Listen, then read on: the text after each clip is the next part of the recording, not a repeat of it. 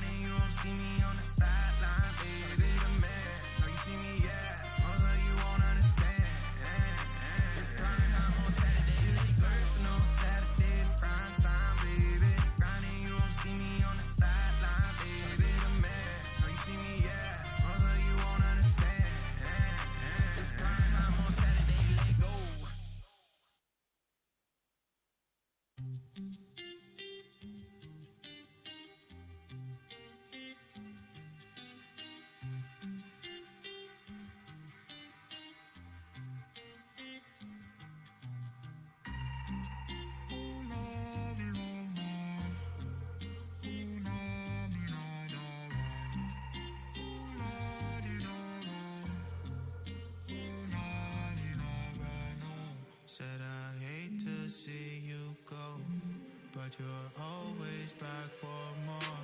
Said I hate when things move slow. Oh, so far yet so close.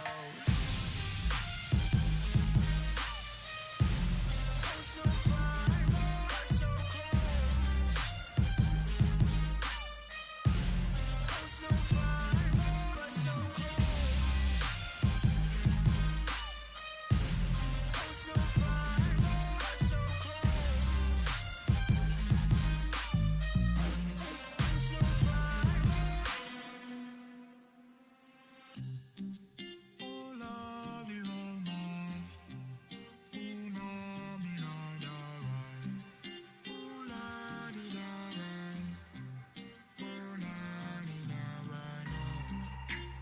Is this hello paradise? I can't decide.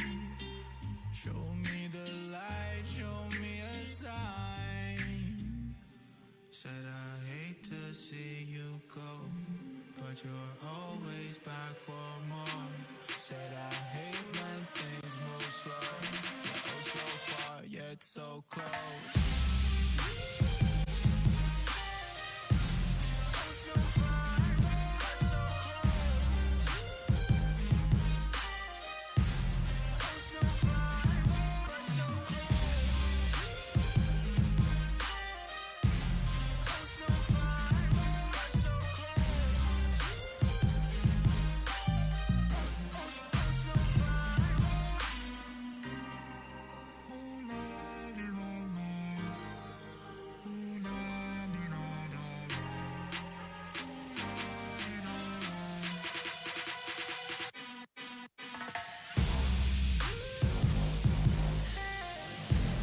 Oh, so far but so close. So far. Oh, so far but so close. Oh, so far but so close.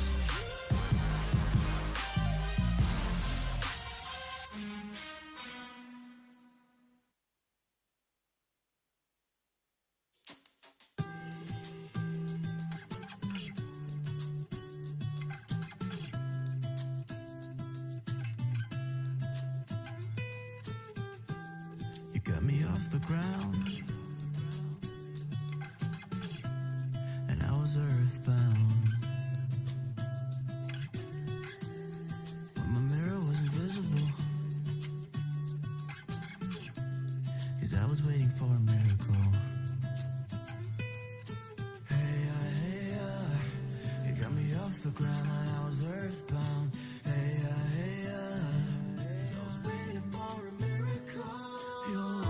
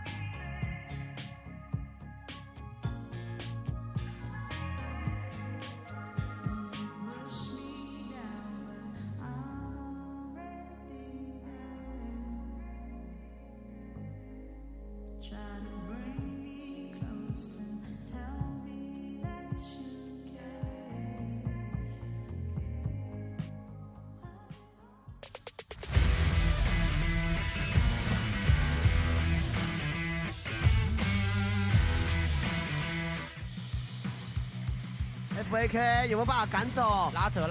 凯文的大绝好了，可以炸走对面。他这次一次炸了3个。哎呦，一线进场喽！在后面位置看到16那边旁边自己给射开正面位置，抬住扛不住，又是抬2个居民人，将对面的给留了回来，正式开始追击 FAK， 一个一个轮流斩杀。Driver 剩下他一个人作为武器重视，他面对拿着大剑的男人，他没有办法，连续的拉扯又被一拳打在脸上，这一波一剑砍倒对手，准备来结束这场比赛了。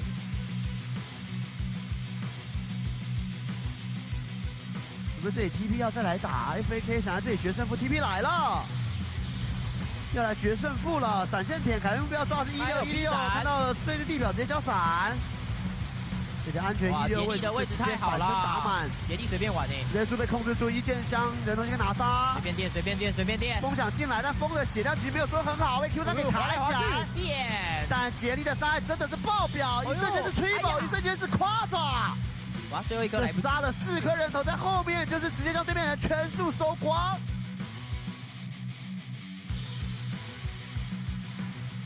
那没事啦，我们远古巨龙见了。哦 ，Abby 还想留人哦。阿里有 TP， 想帮队伍争取时间。Forest 也赶到了。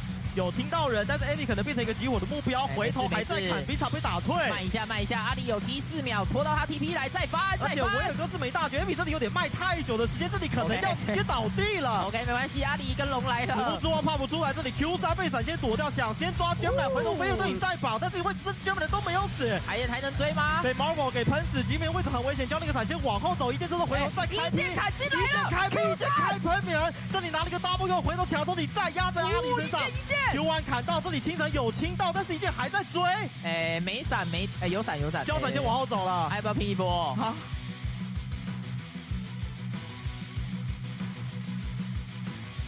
さあ一度 G ステに入れ陣形を見ます。ボディスラムクラッシン。いや、ただここはイメージ通りではないぞ。そしてエビがやってきてのゴールドカード、カイルが完全に浮いてはいますが、まあまあ、そしてダッシャーを謳歌してるのはジミエンだ。イージストレードになっている。そしてイージェに対して、うわー、フォレストがフラッシュからの結構打ったんですが、ただ、キャリーがダメージを出せるプレイヤーが完全にジミエンによって押さえつけられています。それでもマーブルがジミエンを倒した。生き残る。フォレスト、まだ生き残る。ジェミニに対してはシールドをフラッシュアウト。ジェミニもなんとか生き残りますが、このドラゴンのファイト、勝ったのは SHG。いや、これジミエン選手、すごいプレーしたはずなんですけど。そしてなんと帰り道フォレストー。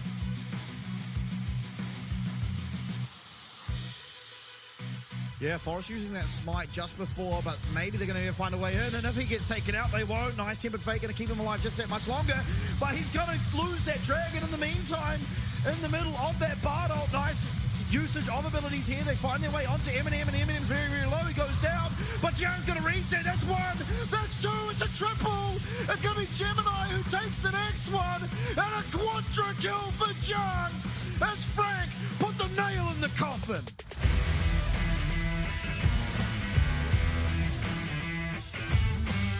阿哲上来超高，又是给到了一发鱼叉。现在 CFO 想要拉神发的实战图法，阿哲是没有保护，所以热射下到，而且后期攻这一波，说法对方配合来是热射大爆。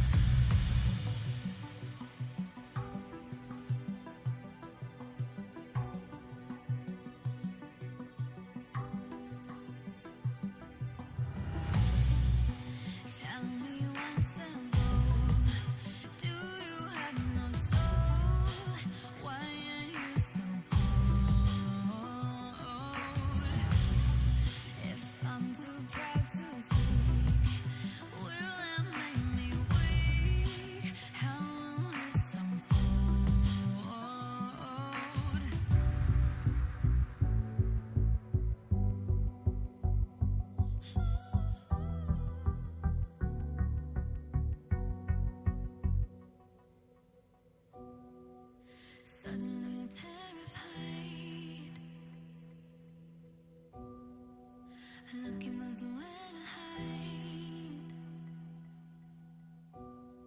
The wolf is at your door. Can you hear him roar? Maybe I'm the monster.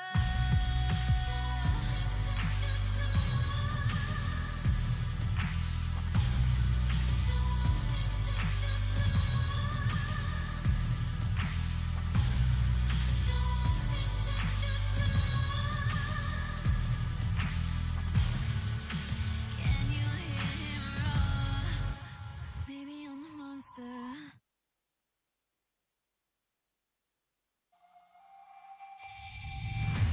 Power, weakest thought, money driven, major fraud, breathless body, diamond bones, wanna be it, wanna feel it. Pull up, just feel me, from west to west, I'm rising, I'm craving it, gotta see, getting it, just call it free. This night will forever remain, and you'll never be caught in your vein. You and I could be the greatest enemy. Awake now, get wild, run. Awake now, be loud, run. Awake now, get wild, run. Awake now, be loud, rage, power, weakest thought, money driven, major fraud, breathless body, diamond bones, wanna be it, wanna feel it.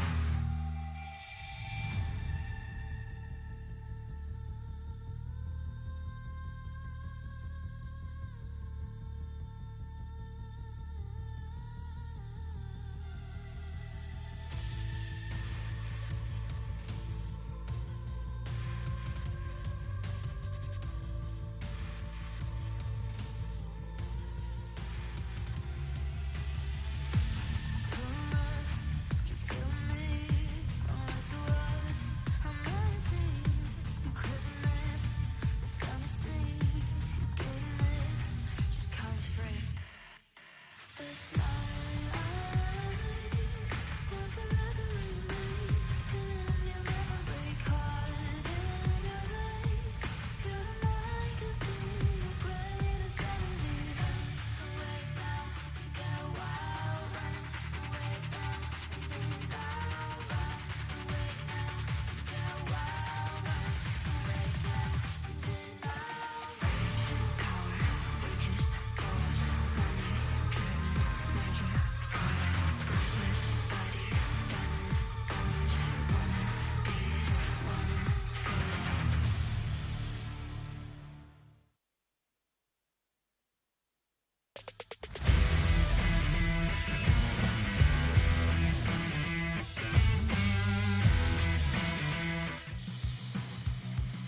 FAK 有没有办法赶走？拉扯拉扯再等到拉扯凯文的大绝，凯文大绝好了，可以炸走对面。他这次一次炸了3个。哎呦，一剑起场喽，在后砍下来面位置看，到16那边火箭自己给射开正面位置，抬到扛不住， 2个又是抬2个7比2，将对面2给留了回来，再看正式开始追击 FAK， 一个一个轮流斩杀。Driver 剩下他一个人作为武器重视，他面对拿着大剑的男人，他没有办法，连续的拉扯，又被一拳打在脸上，这一波一剑砍倒对手，准备来结束这场比赛了。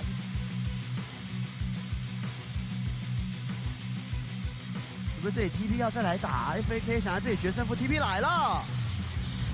要来决胜负了，闪现舔，凯文目标抓的是1616，看到了对着地表直接交闪，这些安全16位置的位置太好了，打满，野地随便玩直接被控制住，一剑将人头先拿杀，随便电随便电随便电，风想进来，但风的血量其实没有说很好，被 Q 3给卡了起来，电，但杰利的伤害真的是爆表，一瞬间是 triple，一瞬间是夸抓。哇，最后一个来不及，杀了4颗人头，在后面就是直接将对面的全数收光。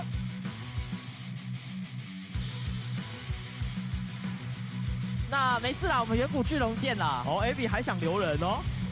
阿里有 TP，想帮队伍争取时间 ，Forest 也赶到了，有听到人，但是 Andy 可能变成一个集火的目标，回头还在砍，比场被打退。慢一下，慢一下，阿里有 T 4秒，拖到他 TP 来再翻，而且维尔哥是没大绝，比这里有点卖太久的时间，这里可能要直接倒地了。OK， 没关系，阿里跟龙来了，死不住啊，怕不出来，这里 Q3 被闪现躲掉，想先抓卷板，回头没有这里再绑，但是因为这卷板人都没有死，还能追吗？被 Marvel 给喷死，吉米的位置很危险，将那个闪现往后走，一剑之后回头再开劈，一剑砍进来了，一剑开喷人，这里拿了个 W 回头抢头，你再压在阿里身上，Q1 砍到这里，清晨有清到，但是一剑还在追，没闪有闪，交闪先往后走了，还要不要拼一波？好。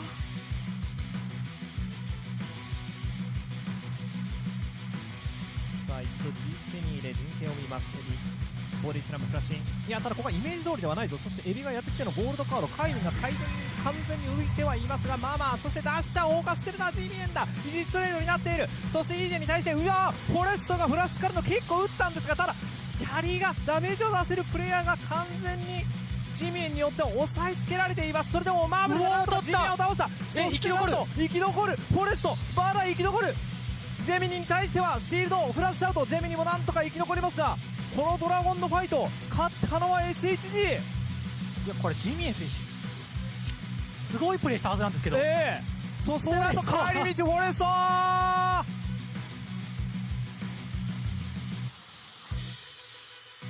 Yeah, Forrest using that smite just before, but maybe they're going to find a way in, and if he gets taken out, they won't. Nice Timbered Fate going to keep him alive just that much longer, but he's going to lose that dragon in the meantime, in the middle of that Bard ult. Nice usage of abilities here. They find their way onto Eminem, and Eminem's very, very low. He goes down, but Jaren's going to reset. That's one, that's two, it's a triple. It's going to be Gemini who takes the next one, and a quadra kill for Jaren as Frank put the nail in the coffin.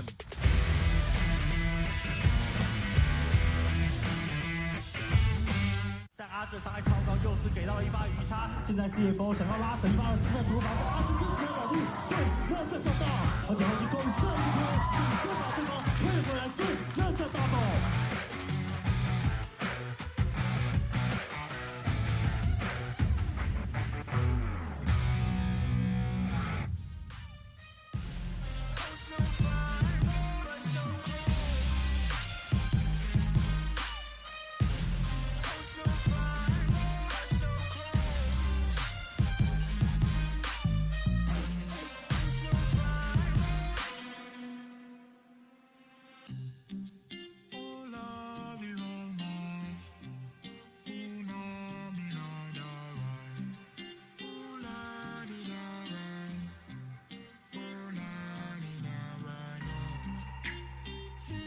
Hello paradise, I can't decide.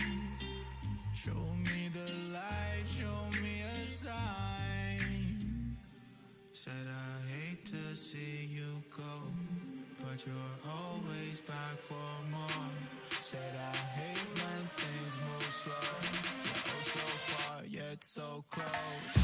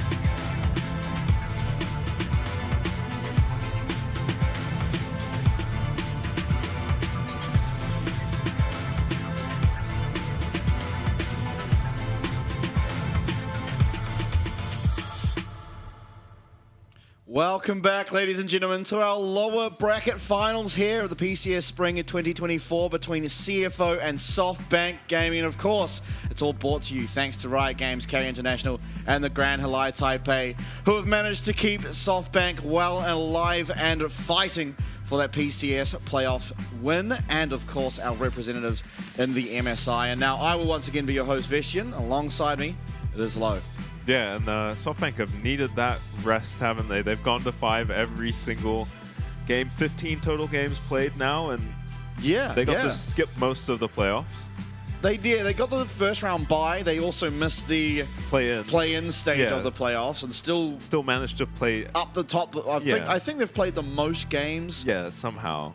Yeah, I think with the 3 teams left, of course, because PSG and CFO also skipped the first stage. Yeah, and then I think that means they are now. CFO have only played 6 games. Yeah. They win a 3-0, and then they lost a 3-0. Speaking of that 3-0 loss, it was pretty brutal, the loss to PSG. So they're going to have to be bouncing back going into SoftBank, who have been an impossible team to read. They took PSG to 5, but then it also took them 5 games to take down DCG, which I feel like should have been a much easier series than, all credit to DCG, but you've got to be taking out these teams, a little cleaner. Even the series against Frank, it felt really difficult for them to get it across the line, taking it all the way to 5. But on the other hand, at least they're winning. Yeah. And CFO had a pretty shocking series against PSG. I don't think at any point in those 3 games did it really feel like CFO were in it with a chance to win. Yeah, no, not at all. I think RJ really controlling the pace of that series, and CFO do get pretty handily taken out. But of course, I don't really expect that to matter in this series. I'll ask you as well, but my prediction is probably just a 3-0 for CFO. 3-0 for CFO is ridiculous. Yeah, I think that the bounce back. I mean, this team is a team that coming into playoffs, we expected to just win it all. Yeah, that's true. Alongside PSG, I mean, we had PSG there simply not because of that's what the smart thing to think was, just because it's like, well, it's PSG. Like, you can't write them off. And they've proven us correct in that sort of way of thinking, but I do think CFO are going to bounce back. I think the biggest weakness that I've seen from SoftBank is Forest not having Lee Sin. Yeah. And it just so happens that probably the best Lee Sin that we have in the PCS is Kasa. It's his most played champion in his career. Yeah. And so I do believe that probably the Lee Sin's either going to be contested it's or just banned away. It's going to be contested 100%. Maybe it's just banned. And I think further on as well, Rest one of the better Rumbles that we have in the PCS, which is a champion that absolutely punishes everything we've seen from Evie so far. Yeah. He hasn't played a champion that answers the Rumble, and I think if Rest's able to get his hands on that Rumble, it allows Gory to things like the Own, like the Tristana. I have to favour that matchup up on top side for CFO. The jungle, I favour them. Gory, hit or miss. I don't really favour him over Dasher. If he's having a good day, then probably wins it. But I think the more consistent player is Dasher. Definitely. Shun and Sword Art, I take them over the bot lane too. So I think 4 out of 5 parts of CFO, just nameplates on, I prefer them, which makes me think, well, it should just be pretty easy for them. So I do think SoftBank are a team that are more than the sum of their parts. Individually, they might not be amazing, but they seem to just play so well as a team and draft very uniquely that I'm actually going to predict SoftBank to win. You have raised some very good points. I think especially the Rumble. I think if Evie is going to be taking Rek'Sai into Rumble, that just sounds like a first strike feast for Rumble. Rek'Sai is just going to be sitting there in lane, not much threat to ever really kill the Rumble, and Rumble's just going to get to farm up and destroy the Rek'Sai's team. Rek'Sai not as useless as something like an Udyr in the later stages of the game, but Rumble's just going to be free farming. Evie, Forest, Dasher, Marble, Vista. Again, nameplates, just nameplate to nameplate, you do take CFO. Yeah, 10 times out of 10. I mean, great performances out of each of these members from SoftBank. They have high highs, but I honestly don't think their lows are as low as some of what we've seen out of CFO, especially recently. Yeah, possibly. I think Gory has been a big problem for CFO. He's also been a great win condition for CFO, but he's also just been falling very far behind and having low impact games. Right, but I think my argument to that might be that, honestly, the series we saw both DCG and Frank played were quite bad. I was going to try and put it nicely, but those were series that I think DCG played poorly in, and I think Frank played poorly in. Yeah. And SoftBank only just managing to win against those two teams. Admittedly, their series up against PSG was very good. And I think in general they played really well in that series. But seeing that one and then going into the DCG and then into the Frank, and honestly it was kind of like what team lost the hardest more than what team won the hardest. Yeah, it really feels like SoftBank get in their own way far too often, and I think that's the reason their series have just always gone the distance, because they can't close out some of these clean games where you feel like they maybe should be closing it out.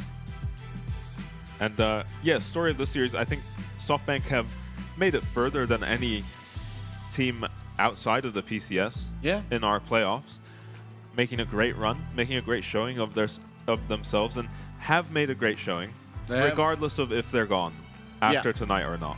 For sure. 15 games played, certainly having their impact felt here in the PCS playoffs in the second stage of things. And CFO, they've only played 6, as you said, 2 3-0s, 1 win, 1 loss.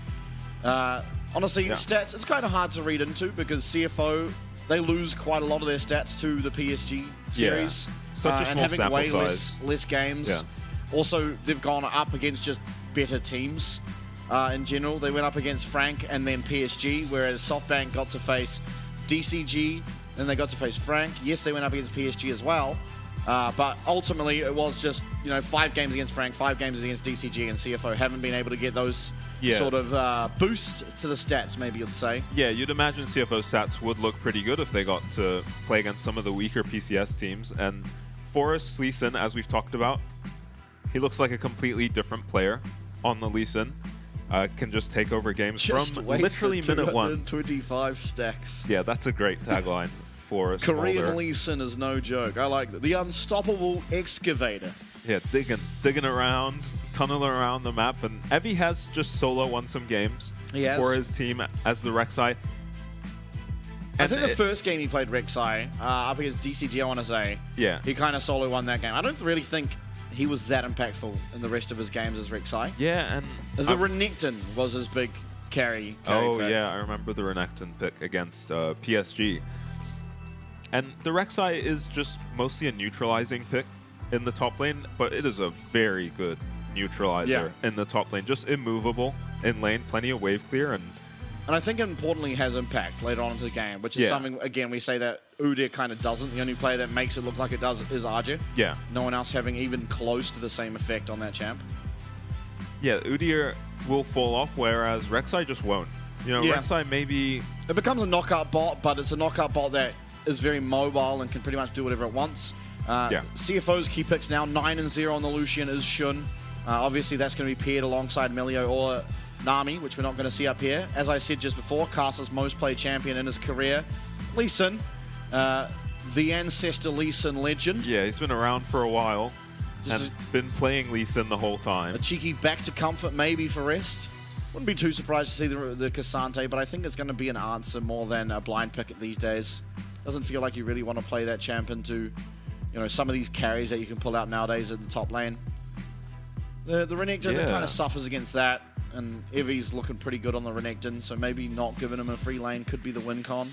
Yeah, I think Evie really likes the Twisted Fate too. Doesn't feel great to be Cassante into the TF. I don't think we've seen Evie play the Rumble. I don't think so either. And that is a very good pick into Cassante, but I'm sure Evie can play it. And the X factor of SoftBank seems like everyone's feeling like it's Dasher. I kind of agree, mostly because of Gory. Yeah. On the other hand, if Dasher can get advantages over Gory, Gory does not seem to be the kind of player who has an average game. Yeah, it's even... He either has an incredible game or a pretty horrible game. Yeah. Yeah, there's not much in between. There's not many games where you're like, oh, Gory just did okay. Yeah, oh, forgot about Gory this game. He just did a solid job. No, it's usually he's winning one team the game. Yeah. Mission, I miss that guy. That guy was an absolute lane kingdom player. He invented the darkest of technology last, but like when Mythics were still around. Yeah. He'd just get the Lost Chapter and then rush Shadow Flame. Just every single game. Just every game it was Lost Chapter into Shadow Flame. On Azir, on Orianna. Orianna wasn't even being played during that time. He was on Azir? Yeah, on Azir. Oh. The Lost Chapter into Shadow Flame. Yeah. He was absolute beast. And the X factors for CFO, everyone kind of going somewhere. I kind of, yeah, maybe Gory. Will he do well? Will he in? We'll yet to find out. Honestly, it seems that Gory's success is a necessary condition for CFO's victory pattern. Couldn't have put it better myself. Yeah, I mean, you could argue that maybe he shouldn't getting an early lead, because if that guy gets an early lead, we'd never really see it relinquished. Yeah, he is just really, lose. really solid And in team fights. In their series against PSG, he felt like the only player on the map. Yeah, he never the got a entire lead series. because Junji was kind of just turbo gapping Casa the entire series. Yeah. But Shun was still putting up an honest job, just not really having the resources available, falling too far behind in Dragons and the likes. Never really got the chance. But I honestly think Shun would probably be my X Factor at this stage. He has been by far the most consistent member of CFO. Not only this split, but over the course of the entirety of the last year and now. So really, really solid player. And honestly, just leveled up this split. I mean, obviously some stronger parts around him, but his ability to find the correct position to be in these team fights, when to play aggressive, when to sort of allow Casa to find space and whatnot. Yeah, I don't know. Shun's up there for me. Yeah, right there with Betty. Yeah. In our best ADCs. Yeah. Both looking pretty incredible. Shun seems to be maybe less likely to completely take over the lane phase. Betty more willing to play stuff like the Caitlyn Lux. Yeah. But Shun can play something like the Lucian and go even or slightly ahead in lanes where he should be the one getting pressured and then completely take over the map.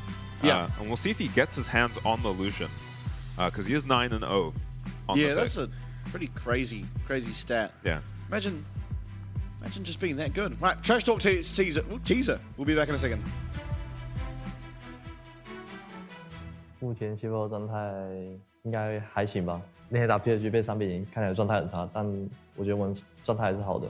솔직히勝った試合は普通にうまくって勝って負けた試合も僕らが相手より弱くって負けたよりか、僕たちがちょっと油断したりミスって負けた試合が多かったなって感じで十分いいパフォーマンスさせていると思っています。いやでもやっぱ楽しいですね。すごい国際戦とほぼ変わらないような気持ちでできてますし、シンプルにすごく楽しいです。なんか CFO と PSG が結構ね同じぐらいの強さのチームかなと思ってたんですけど、あっさり 3-0 で負けてたんで、もしかしたらなんていうんですかね、チームの調整がうまくいってないのかなと思いましたね。我觉得 SHG 是一支打法比较多样化的一支队伍吧，但他们基本上的核心感觉都还是比较围绕在中上野一点，因为其实感觉他们的打野比较就是一个擅长找节奏的打野，然后中上也是都有 carry 能力的。 미드 정글이 강한 팀이라고 생각해서 내셔와의 호흡이 좀 중요할 것 같습니다. 장점이자 약점이 미드 정글이라고 생각합니다. SHG 的话也很有自己一套的打法吧，然后我觉得他们的基本功也算是不错，所以我们也会特别去准备一些打法来跟他们应对。感觉是很稳健聪明的选手，跟打野的配合非常好，靠团队的意识也很好。まあうまいプレイヤーだなとは思いますけど、なんか最近の試合見る感じあんまりそんな怖さは感じないんで、まあ大丈夫かなと思ってます。下次跟你打比赛的时候，如果单杀我也会比战。Good luck, have fun。其实我觉得我们两边大家都是相对于就是前期都是比较喜欢搞事情的吧，就是我们特别喜欢去绕后 gank 啊，或者是绕视野 gank 之类的。我觉得我们两边应该是会在前期做出更多的 PK 吧。 되게 차근차근 상대를 압박하는 선수라고 생각합니다. 我觉得李信是他一个玩的蛮自信的一个英雄吧。他的李信跟我的李信比起来，还是稍微逊色那么一点吧。因为我觉得，毕竟我的这个李信也是踢了10年嘛。그러면 보여주시면 감사하겠습니다. 基本上我打韩国人中南的情况下，我觉得本来是韩国的中路，我自己觉得全部人都还玩得蛮厉害。そこまで難しいんではないと思っています。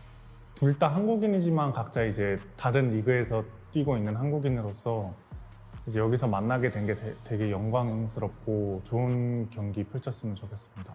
お互い頑張っていい試合ミドレーンで戦えるように頑張りましょう。戴色选手，我教你中文，密的才，中文是中路差距。 종루 차지. 고리選手. わかりました. 종루 차지와. 就我觉得他就是太稳了吧，就是有点在等队友 K 的感觉。就我能在对线还有团战取得更大的優勢吧。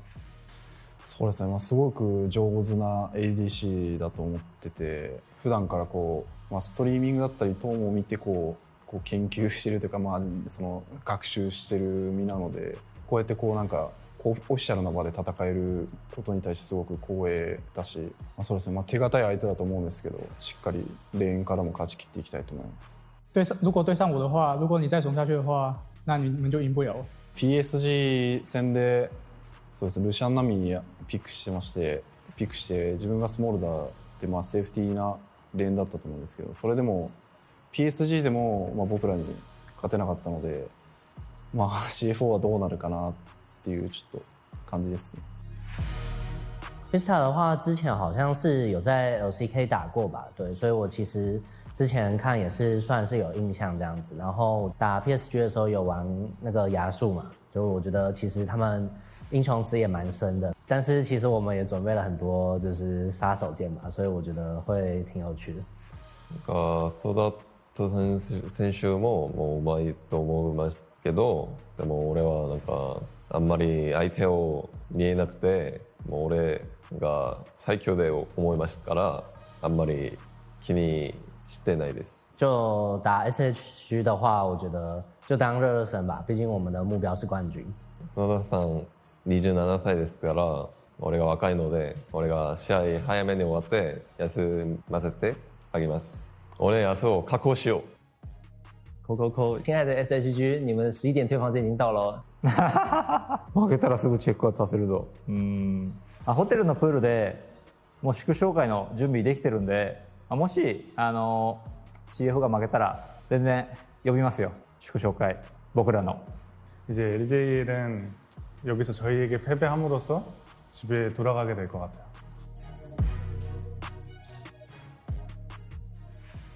Oh, I'm not live. I'm live. So you see that? Evie, once he wins, going back to celebrate at the Grand Malai Taipei's pool. Exciting. I just love that everyone was super respectful until it got to Shun. Yeah. And then the first line out of Shun's mouth was, he's too passive. Yeah. He's not going to win lane against me. Yeah, if he plays like a coward. Yeah, he plays like a coward.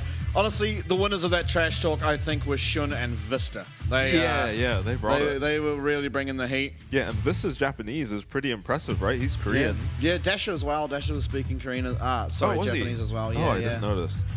Yeah, Gory as well, speaking Mandarin. I mean, whole lot of diversity going on here. Alvarez going to be banned up against Marble. Lucian taken away.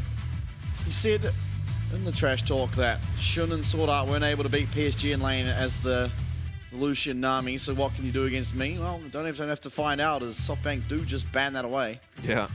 Yeah, okay, maybe a bluff there, because he's not even going to face it. Okay.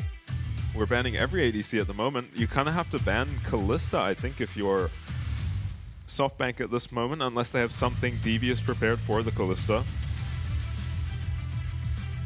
They can pick the Ashe into the Kalista, but without the Varus to go with the Ashe, it doesn't feel nearly as good of a counter. Yeah. Yeah, there goes the Kalista. All right. And interesting take to game number 1 already. Yeah, and do we just keep barreling ADC bans? What else is there? This Zeri stands out, but you can probably first pick that. Yeah, I mean, I don't know. Let's find out. We're about to. We might be finding out who can play Draven. All right, Tom. So that takes away Senna. a Senna option. Oh, so it might just be first pick Senna. Yeah, but or now CFO. If they take away Nautilus, what are you pairing with the Senna? Oh, I think CFO have something devious planned to pair with the Senna. Yeah, they must do. Sword Art was hinting at it. Or they want to go up against Senna. the Senna Naut. Yeah, okay. Okay, so we almost got 6 ADC bans. Yeah. Nautilus seems like a very strong pick here. Sejuani. Yeah, Sejuani been very popular. Lee Sin, maybe specific to this matchup specifically. Yeah, true. You probably don't want to first pick the Sejuani when Lee Sin is probably going to be the most important jungler here. Okay, Talia. So Oh. Gory going to get his hands on that Talia. Okay, maybe this is a trap by CFO. If you pick Lee Sin here, you're up against Talia Poppy, maybe. Yeah. I mean, you could always just go something like the Talia Sejuani. I think Sejuani stands out as a stronger champion at the moment. Maybe a little bit weaker in the early game, but certainly will be able to follow up on the CC provided by this Talia pick. And that Lee Sin looks like it might just be picked in. Oh, no. Oh, they swapped to the Sejuani. I'm pretty surprised by that. Just because of how well Forrest has performed on the Lee. Yeah, he's looked leaps and bounds ahead of the rest of his champion pool, right? Thus far, anyway. Yeah. 4-0 in the playoffs so far. Ari probably will just be picked up. It's, you know, this matchup, we've seen the entirety of the playoffs. Yeah, I'm surprised that's not a Nautilus instead of the Ari. Yeah, do you ever take just Zeri Nautilus here? Maybe you look for the... Yeah, I mean, the Zeri Nautilus makes a lot of sense. You're taking away one of the best matchups against the Zeri. Yeah, I think if you take the Nautilus here, you make the Kai'Sa you're probably going to have to pick feel a lot better. It could just be the... Oh, I mean, Zaya hates Talia, but doesn't hate Nautilus. Isn't the worst against Zeri. Not the best either, however. Let's see. Yeah, I would think this is just Zeri from CFO. Maybe the Rek'Sai. Okay. Oh, wow, okay. Rest has prepared the Rek'Sai. I don't think he showed this at all in the PSG series. Yeah, I don't believe so. Now, I mean, this is the first time I believe Evie's had to go up against the Rek'Sai. Usually it's him playing it. Is it just going to be this Twisted Fate? Yeah, Probably. wouldn't be surprised. The Twisted Fate is essentially just going to free farm in the lane. He's never going to really be pressuring the Rek'Sai out of lane, but they do lock in the Zeri. And if they really want to, they can ban the Xayah and the Kai'Sa here. Yeah, and at what stage, what do you have left? Have to play like Caitlyn Lux. Well, you're not playing that with a Nautilus. Oh, just Caitlyn Nautilus? What is even honestly, left? you Ashe can. Nautilus? I swear you can still pick stuff like Sivir. It scales really well into the game. It's never going to feel that vulnerable. Like right now, Sejuani ult randomly hitting your AD carry and a charm is all that's really pressuring you. Yeah, Sivir does look pretty good. I'm not sure how well it lanes into Zeri. No, it's fine. I mean, Sivir's never really winning lane, but it also never really loses it. You get to a point where you have your static shiv and you just one-shot the minion wave and can go do whatever you want for the next 30 seconds. Yeah, you have champions that appreciate the Sivir ulti as well on the side of CFO. So Renekton banned away from Evie. I think Evie actually picks the Rek'Sai to counter Renekton a lot of the time, so I don't think this is them worrying about a counter pick, more trying to get Evie off of comfort. It's by Xayah banned. Yeah, okay. So Kai'Sa could be picked up. Shun definitely a very strong Kai'Sa player. Also, Kai'Sa has a really good time laning alongside the Nautilus. Tends to be, well, in seasons gone, was pretty much the strongest bot lane there was. Yeah. Okay, take away the Bard. I like that. Has been just a very strong champion. It's something that Vista's played to great success. Kind of counters what Rek'Sai likes to do as well. Yeah, I think if you're SoftBank, you may as well pick support here and just see... sorry, you may as well pick top lane here and see what the enemy bot lane is going to be before you lock support. Yeah, unless this is a Sejuani flex. Alistar, okay. Yeah, why not? You already see the other team's support. And this is just a completely fine matchup. It's something... Oh, we forgot about the Jinx. Yeah, I forgot about Jinx completely. Oh, that champ's really strong now. Doesn't have the best time trying to get resets up into the Alistar Sejuani, and we're going to have the pleasure of watching Kai'Sa pilot this Lee Sin. The first series they went up against PSG, where they did take the series 2-0, absolutely 1v9'd the first game. Just completely 1v9'd it. Really, really, really good at the Lee Sin. As I said at the lead on to this game, most played champion throughout his career, and a very successful career has Kai'Sa had. It's going to be the Twisted Fate locked in for Evie now. And, I mean, this is a lot of crowd control on the side of SoftBank. for against, you know, kind of easy to pick off targets from CFO. Yeah, I mean, yes and no. Jinx is going to probably never be that far up.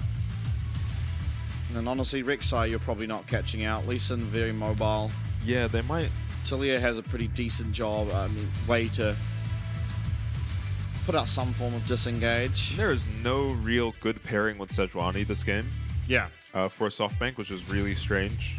Just two ranged champions. Yeah, considering how early they rotated the Sejuani, not having any melee solo laners, and Alistar, you know, not a great melee support at proccing the Sejuani. Oh yeah, horrific. Kind of gets one auto attack in each trade, and that's the stun. Yeah. But we'll see how they make it work. They did prioritize the Sejuani over the Lee Sin. They did. We'll see if it pays off. We've seen Evie on the Twisted Fate quite a few times to varying success. I mean, he's always won on it, but his lanes have not always been winning. Taco absolutely destroying him as the Rumble. He did end up, I think that was the game with level 1 shenanigans, right? Yeah. Forest with a double kill, level 1, classic. Yeah, seems to happen when he locks in Lee Sin, and I think they've been pinged. Let's see. Will Sword Art commit the flash. It is a level 1 pinata of a champion as the Alistar. Yeah, just fishing for a hook. Almost got in range to just throw the hook, but I don't know who the flash trade really favors. I do think Alistar wants his flash up a lot more than the Nautilus does. Yeah, Nautilus is actually fairly okay with just the Hex flash. Yeah. And so is the Alistar. But yeah, he's okay, but it takes away a lot of gank opportunities. Yeah, to and not not have only the that, flash on Ali. sort of a lot of the pressure you have as Alistar, because in general you're just getting pushed in most of the time early on. Yeah. And having your actual flash up gives you a bit of sort of potential to look for fights. Yeah. The flash pulverized into a headbutt backwards means Jinx can all of a sudden be very vulnerable. Cleanse, this game should has on the Jinx, and it makes a lot of sense. You are just going to get hit by a stun or a charm at some point. Yeah, Gold card, Sejuani, Ari, so... Yeah, wouldn't be surprised to see him end up with a QSS on top of it this game. I like Rest's runes here. Has the fleet footwork because you are never proccing Grasp the Undying against Twisted Fate. Yeah, that is a good spot. Makes sense. Little matchup knowledge from Rest. Alright, we have to keep an eye out to see if the emotes come out of Rest. There's bad blood between the two top laners. The thumbs up ambassador. Yeah. Getting thumbed up. Evie. Hasn't received any thumbs yet from Rest. I think the plan is if you're trying to tilt your opponent and they're expecting you to emote spam, I think you wait. You wait till the right moment. Casa ganks him. Yeah, you gotta start doing it at the right moment. You know, like maybe you survive on 1 HP because your jungler showed up to save you or something. Yeah. That's an emote, yeah. Yeah. Then you emote and that might just win you a game. Well, you could just take the APA approach where you just type minute 1. Just get into game, start typing. Did he do that He does it every game. Oh. That's his whole thing. Wait, does he type all game? Yeah. Yeah, it just types. And there's whole LCS segments on it. Oh. Yeah. And they've changed the broadcast, so every time he types in chat, it's displayed on the stream as well now. Oh, wow. What? Yeah. Bring that back. I want to see what people are typing. Yeah, well, we wouldn't be able to read it. Oh, yeah. We could get a translator for us. True. Maybe Patty would help us out. Now, I mean, yeah, Rest's going to be suffering in this lane for a little bit. But there is, importantly, quite a lot of gank setup. Obviously, just a flash unbarrow from Rest can be enough disruption to allow and set up Casa to land a Sonic Wave. Yeah, luckily for Evie, he is not going to be here in his lane while Karsa's on his side of the map. We'll see if Karsa decides to hang around or run to the bot side. The on my way ping makes it seem like he's maybe wanting to contest the crab, but he's not going to find anything there. Maybe he's about to go pig hunting. Yeah. Oh, locates one. A pig with a rider. This is a boar, right? Yeah. Yeah. Bristle the boar. Oh, lands it, but doesn't really have a way to follow up on it. Just, you know, showing his proficiency. Yeah, no In the E past down. was somewhat touted as a 2-trick. Gory. Yeah, Azir to Leah. Yeah, that's right. And Azir's gone, so Yeah, it has definitely hit some teams much harder than others, the Azir being disabled for this patch. yeah. Look, some people weren't able to escape the allegations. Yeah. Simply because one champion was disabled. Jimmy managed to. Yeah, I mean, I already knew that from seasons gone by. He wasn't playing too much Azir in the early stages of last season, and he was looking really good, so what a Yone. Vista looking aggressive, does just catch a hook there. Yeah, loses a bunch of HP. And Oh, actually yeah, goes- still finds it though. Clean's going to be used, and that's Ignite going to be taken away. Still got the heel cut though, and Sword Art once again landing those hooks one after another. It's a ghost used there by Marble. Shin keeps his flash, and Vista loses both his sums as well. So, summon advantage in favor of CFO. They're going to be able to pick up this minion wave and even push the next. Yeah, and that's a pretty big deal to lose your flash on the Alistar at this point. He's a long way from level 6, and it gives Karsa an angle to gank Alistar. Not that easy to get out of the gank on the alley. Yeah. Karsa's probably going to try hit level 6 and make his way bot. Yeah, and I think we're going to have to look for the dragon, right? Sejuani, Forest on the Sejuani, just picking up the Void Grubs for free early on, and Sejuani into Lee Sin feels kind of bad. Yeah, I was watching the bot trade. I wonder how that really happened. I think Karsa was just clearing his bot side. Oh, Umbara comes through, and Bone Plating going to be procced. Complete footwork as well on Rest means that he's able to win that trade, but now has to be very, very careful as Forest is actually up here. Oh my. Okay, Rest doesn't care. Yeah, I don't think he's killable at all. Yeah, maybe with the Sejuani, there's a lot of lockdown, and this is non-stop. yeah, Rest is just on repeat, tunneling under. That's Yeah. going to get the ghost out of Evie for really nothing. Oh, and Evie, I think he had to get Forest to help him crash this wave. He might have thought he was clear of trouble a little too early. But Collapse not Karsa coming is down. on the bot side. Yeah, Karsa not quite level 6, so isn't going to be able to have access to that Dragon's Rage kick, and it's going to be a fight that level we have 6 on off our the hands. ward. Yeah, oh, Gory's going to get hit there. Glacial Prison lands, and that is one very, very dead Talia. Reset might be able to come through here for Shun as Castle leaps forward. One auto attack gets it, and Shun does get the reset, but Castle's in no man's land and will be going down. Dasher picking up that one for himself. It's 2 kills found, 1 on Vista, unfortunately, but 1, very importantly, is on Dasher as Talia caught slipping to the Glacial Prison. Yeah, if you thought Karsa was close to 6, Forest got level 6 off of the ward they swept, and then immediately ults Gory. Really quick play from Forest. Yeah, he just levels up in Fog off of the ward, so you're never expecting a Sejuani ult to come out here. And unfortunately, Vista does get the first blood, but you're very happy with this. You're going to pick up the dragon as well if you're SoftBank. Presumably, Karsa goes down as well. You do give the kill to Ahri. I mean, maybe a double kill on Zeri is always going to be what you prefer, but there's no enchanter for the Zeri this game. Has to fend for herself more or less. So probably not as important to get her spoon-fed. Oh, Glory's in trouble. Has flash. Oh! Wow. That was millimeters off. I think if Dasher commits the flash, it's probably a dead Talia. Maybe it's just answered by a flash as well, but... Yeah, you probably do take that trade. Oh, you as the take that Ahri. trade every day of the week. He doesn't have ulti on the Ahri as well. Yeah, but he's not feeling that vulnerable, let's be honest. So I'm thinking maybe if Karsa's there, you commit the flash and you don't have a lot of damage as the Ahri alley without your ults.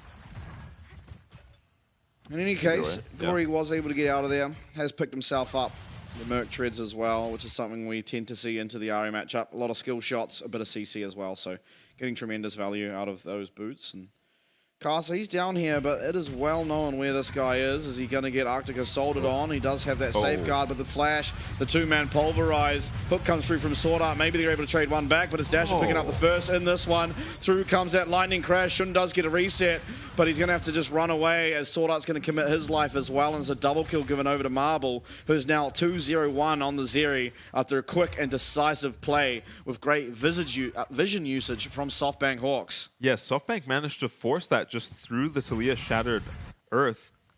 I mean, Forrest and Dasher both get stunned here as they try to go for this play. But watch that shove from the Talia, predicting Dasher, and then Dasher predicting this flash from Karsa as well. Ends up with a double kill on the Zeri. So everyone's getting kills early on for SoftBank. Yeah, SoftBank happy. Coaching staff. I hope we don't get another graphic like we got last series. Where it's like, the camera we get SoftBank all game long, and then it's game number 5, Frank are losing, and we go to the Frank dressing room, and it's just Pretender and the coach, and looking sad. It's the saddest thing, man. Yeah, I still see that in my nightmares. CFO off to a very scary start to this game. Yeah. When you're this behind, or when you fall too far behind, as it is almost getting to that point, they're almost 2k down. When you're super behind against a heavy CC comp, you are just going to bleed 20 deaths. Yeah, it becomes very hard, especially for champions like the Lee Sin and the Nautilus. Yeah, it's very squishy. When in an even game or a slightly ahead game, they're actually very tanky champs. From behind, they're just so squishy. Nice buffer there on that dredge line is going to ensure Sword Art's safety, despite the combo coming out of Vista there. Water's going to be fought for, and each taken away. It is the Static Shiv completed already for Marble on the Zeri, whereas Shun not quite there yet. Yeah, and I mean, Shun 1-0-1. Looking alright this game. Oh my, Eclipse completed. Yeah, I like the Eclipse. I think this has become the much more popular Lee Sin build. It just does so much damage and still gives you a bit of survivability. Because of the shield, you can just proc constantly. And Resh having a really good time up here in the top lane. Is going to get hit with a red card, but doesn't really care. Yeah. Rek'Sai nerfed on current patch. A lot weaker in the top lane. Yeah, do not try this at home. Yeah. If you missed out, you did miss out. It was a lot of fun. Yeah. But you don't really sustain up in lane anymore. Unless you're able to trade constantly on the enemy champ. So I guess up against maybe some melee matchups is probably okay. But certainly not as powerful. I just remember how mind-blown we were the first time we saw a Rek'Sai. Just laning against a Renekton, ignoring him. Yeah, solo killing him. And just killing him while ignoring him, essentially. HP bar just not moving. Kind of confused Taco into a death on the Renekton. Yeah, he got dizzy. Now, nice Val picked up for Forest. Going to be truly the support of this game. And most likely will be put onto it's on Dasher right now. I think as the game progresses, more likely to see it go onto Marble eventually. Yeah, I think you're pretty safe to have it on the Ahri, maybe until Zeri's at 3 items. Just because Dasher's got such a good start to the game as well. Yeah, plus you're going to have the Ahri playing around the Sejuani more than the Zeri. Second Dragon now does go over to the side of SoftBank, so certainly doing well to get those early Dragons on their side. Although, it's not like one of these games where, you know, the team with Smolder's getting the Dragons. CFO do scale completely fine. They have the Jinx, they have the Talia. Yeah. Both champions going to be formidable as the game progresses. Yeah, this lane swap answered pretty impressively from SoftBank. They're going to miss a couple creeps on their bot lane. That's about it. And we'll see if CFO decide to swap back to the bot side. If they do, they would just be giving up Herald. The problem for SoftBank is that Twisted Fate is just getting dived if he tries to hang around. He will be able to just push this wave. Does have both Psalms, but yeah, certainly has to be careful. The lockdown that can come through from Sword Art here on the Nautilus could just be enough. Yeah, and I guess CFO are just trying to swap back and forwards. It looks like Evie might just stay. It's very risky for him to stay. They maybe just have to give up this tower if he's going to stay. SoftBank need to figure out how to get the Rift Herald here and save their bot tower. Well, right now they're not caring about the Rift Herald as they are positioned with both Vista and Forest in their bottom side. Pinkwall's going to spot out both of them, and with that, Sword Art and Shun are happy enough just to walk away. Okay, so SoftBank have just opted out of the lane swapping shenanigans by just putting their ADC mid and freeing up Vista to run around with Forest.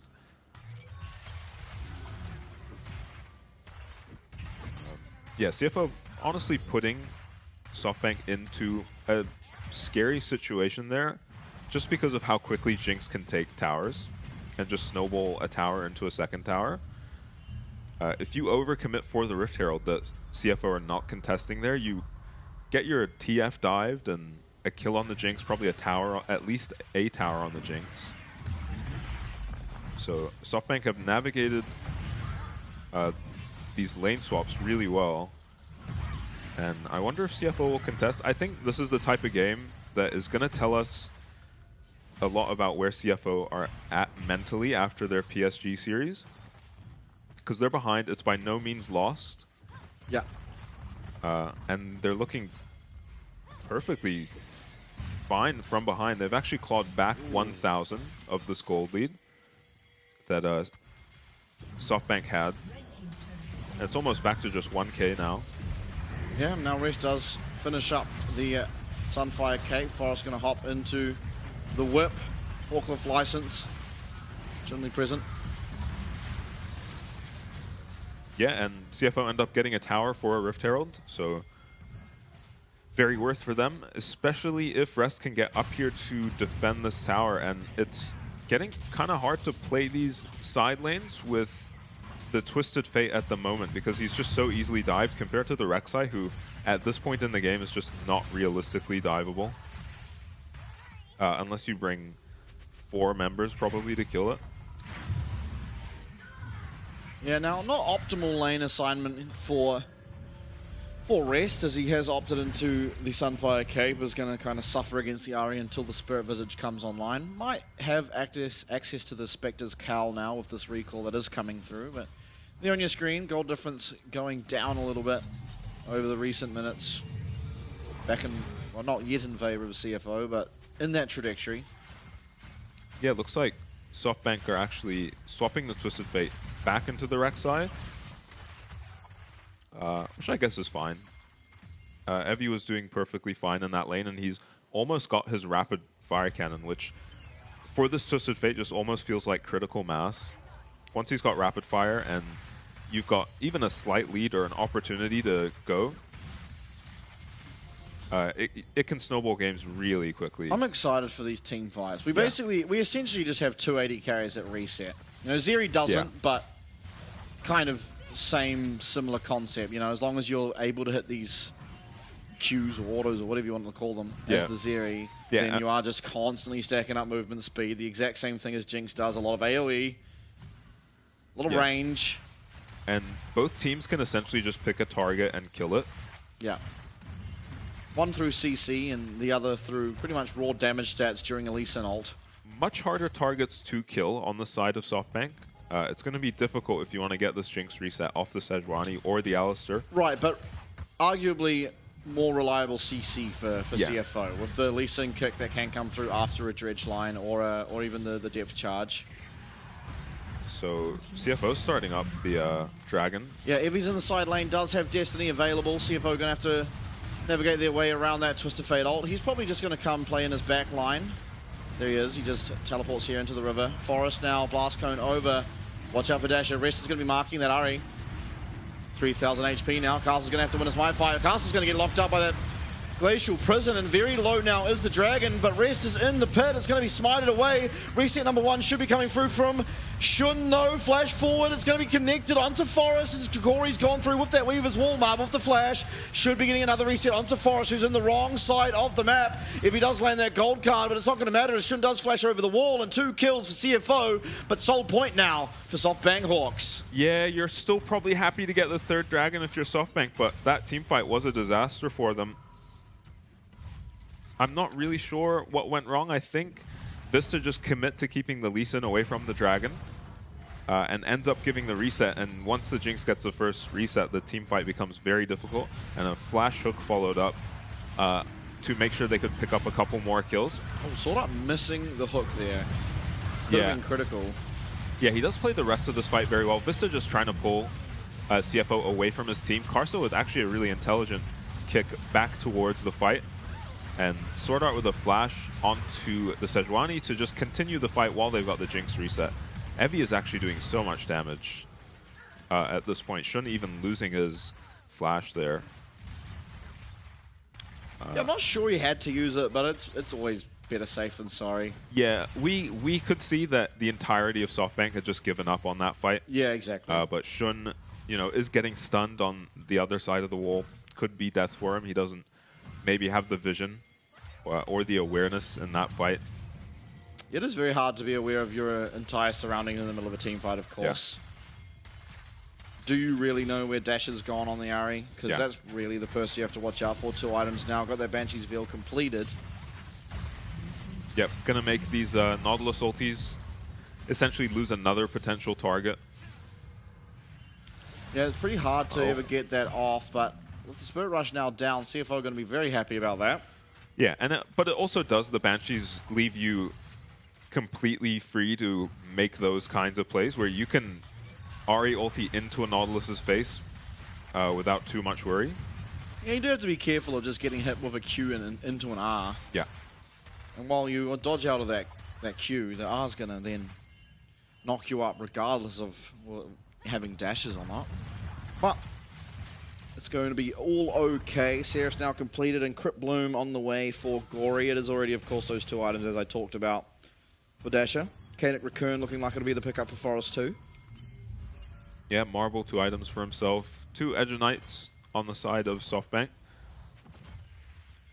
0 for CFO. No, what's it called? Knight's Vow. Oh. True. 1 for each carry, but they do have an extra carry. An Evie. Probably feeling a little left out. Yeah, I mean, he's doing right. He's doing fine, right? TF just getting a lot of gold from farming. Yeah. So, you go 1 for 1 in CS and you're actually just winning as the Twisted Fate. Yeah. Maybe unless you're against Gangplank. Yeah, he's starting to sting a bit. Rest, can't just hang around forever. He has to build a bit of MR for this Fed Ahri as well. Plus, Rest kind of wants to fight around minions. Yeah. It does allow him to stack up the passive and get his healing back. He's going to be completely fine, though. Picked himself up a honey fruit. So, a chemical, Chemtech even, dragon empowered honey fruit. I'm pretty sure that was Evie's first Twisted Fate ult earlier, by the way. In the dragon? Yeah, he at about teleport 18 minutes. Back to lane at all? I don't think so. Yeah, I didn't see the Destiny icon before. Hook, oh, not quite in range. Yeah, Vista might have at least lost his ult there. Yeah, maybe possibly. even the flash. With a minute on Dragon, you want to keep all of that up. It is possibly Soul for SoftBank. SoftBank in prime position to take game number 1. Still, though, you have to get it across the line. It's not going to be easy. One mistake in any team fight and Jinx getting resets will just spell disaster. That's always the hard sort of face of fact of life when you're going up against champs like the Jinx.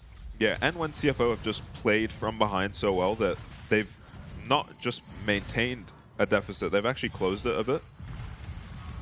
Unfortunately, just because of how well SoftBank played that last Dragon fight, there was no attempt to even try and steal. There was just no chance to by Karsa. Yeah, now even if Soul goes over, if you're a CFO supporter, I don't think you have to be that worried. It is Chemtech Soul, which it may be the difference maker in shouldn't getting a reset or not, but I don't really think so. Yeah. The 11% damage reduction below 50% health is kind of negligible, especially once some items come through and you're just one-shotting everyone regardless. Yeah, it's not the highest damage comp from CFO. But yeah, it's not the most impactful Dragon either. Okay, Dragon's live. CFO, they're going to have control over this mid wave, but it's SoftBank on the side of that Baron. And when you have the Zeri, you have the Twisted Fate, you're going to do it pretty quickly. Rest going to go in. He does tunnel his way out. Destiny Gate going to be activated, but nowhere really to teleport in, so Evie is just going to stay along with his team. Forward does go Forest to Glacial Prison, but it's onto Rest. It's onto this Rex side. Sword Art might just go down, but it's not going to be before one reset comes through here from Shun, and the Crit Bloom heal, making sure the rest of CFO getting a bit of that health back. Stun comes through. Shun is not going to be under all that much threat, though. He's going to be able to maintain both of his summoners, and it is just that one kill found. Forest dead, your jungler no longer available for the side of SoftBank, which means CFO are going to be able to pick up they're this. They're going Baron, maybe. No. Yeah, they don't have their jungler, so it's just going to be this dragon picked up. CFO clawing their way back into game number 1. Yeah, it looked like SoftBank were really thinking about hitting that Baron, but they all run to the pit and just go for recalls. And, maybe. Oh, yeah, Heavy going to be found. Sonic Wave connected, but no angle to activate. He's landed another one. Gory going to have his Seraphs procced as Shun starts on this tower. Yeah. Oh, teleport's now coming through as well. That's going to be Dasher. Does not quite have Spirit Rush, but he is going around to look for it on the side here. Location is going to be known, and that's Sword Art Casa. Not really the two you're going to be looking for as this Ahri. Yeah, and honestly, the biggest thing that fight was SoftBank could not connect their CC on anyone but Rest, who at this point is still very tanky. A Baron Steal or Sneak being attempted here. Yeah, if Rest enters this river, though, he's going to be very well aware of it. Obviously, okay, yeah, they know now. Super but it Mega might just be Inferno dead. Rocket does connect. It's down very low. Sword Art's going to find his way into the pit. Casa, the Q landed, but it's going to be burnt down. That's a Baron just sneaking away. Enough damage here on the side of SoftBank that they get it for themselves. One kill being answered back, but certainly a favorable trade for the LJL representative. Yeah, the SoftBank Hawks. No TP on Dasher now means they're almost definitely losing their mid Rest. tower. He's looking for Forest. Damage coming through now for Shun.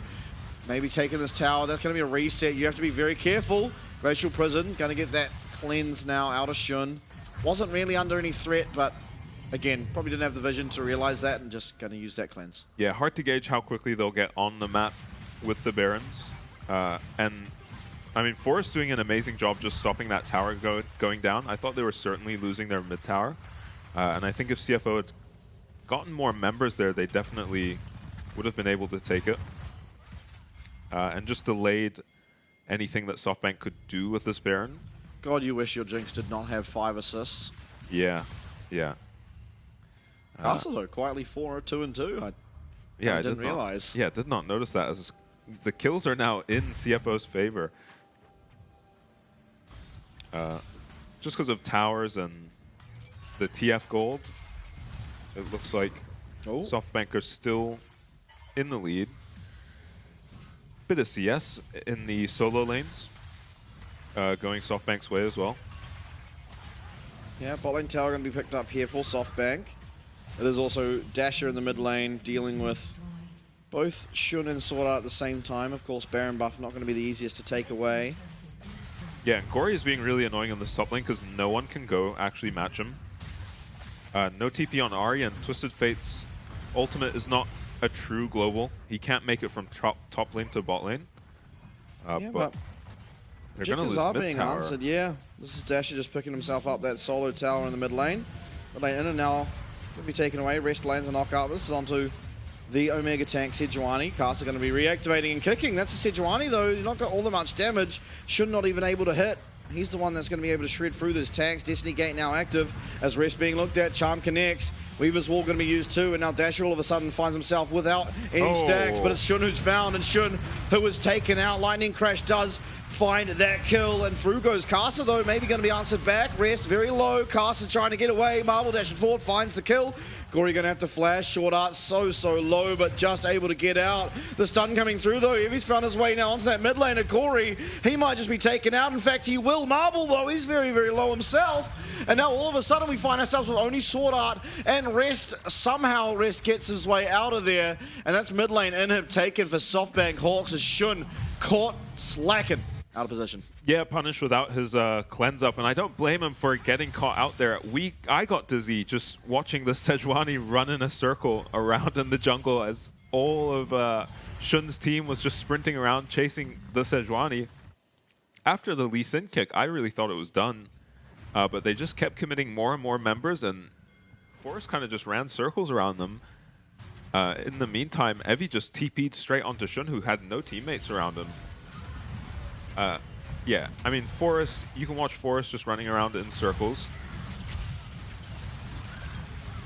Or you can watch Shun just get TP'd on by a Twisted Fate. Look where his team is. They're nowhere near their Jinx, which is their only win condition this game. Evie does recognize Shun is just completely alone, and the entirety of SoftBank just collapsed. And somehow Forest ends up there before Shun's team. They've chased him, you know, all the way around the jungle and back around to their ADC who's been caught. Dragon time, hook lands, but that's the Forest again. That's actually the Spirit Rush used though. One charge left on it, rest pretty low, but as long as he can try and find some way to get some auto attacks off, he'll find all of his health coming back in a pretty quick amount of time. Shun, he's going to deal with this mid wave. Of course, the inhib was taken, so it's really on him to make sure that wave's cleared out and they can't build this pressure with the supers.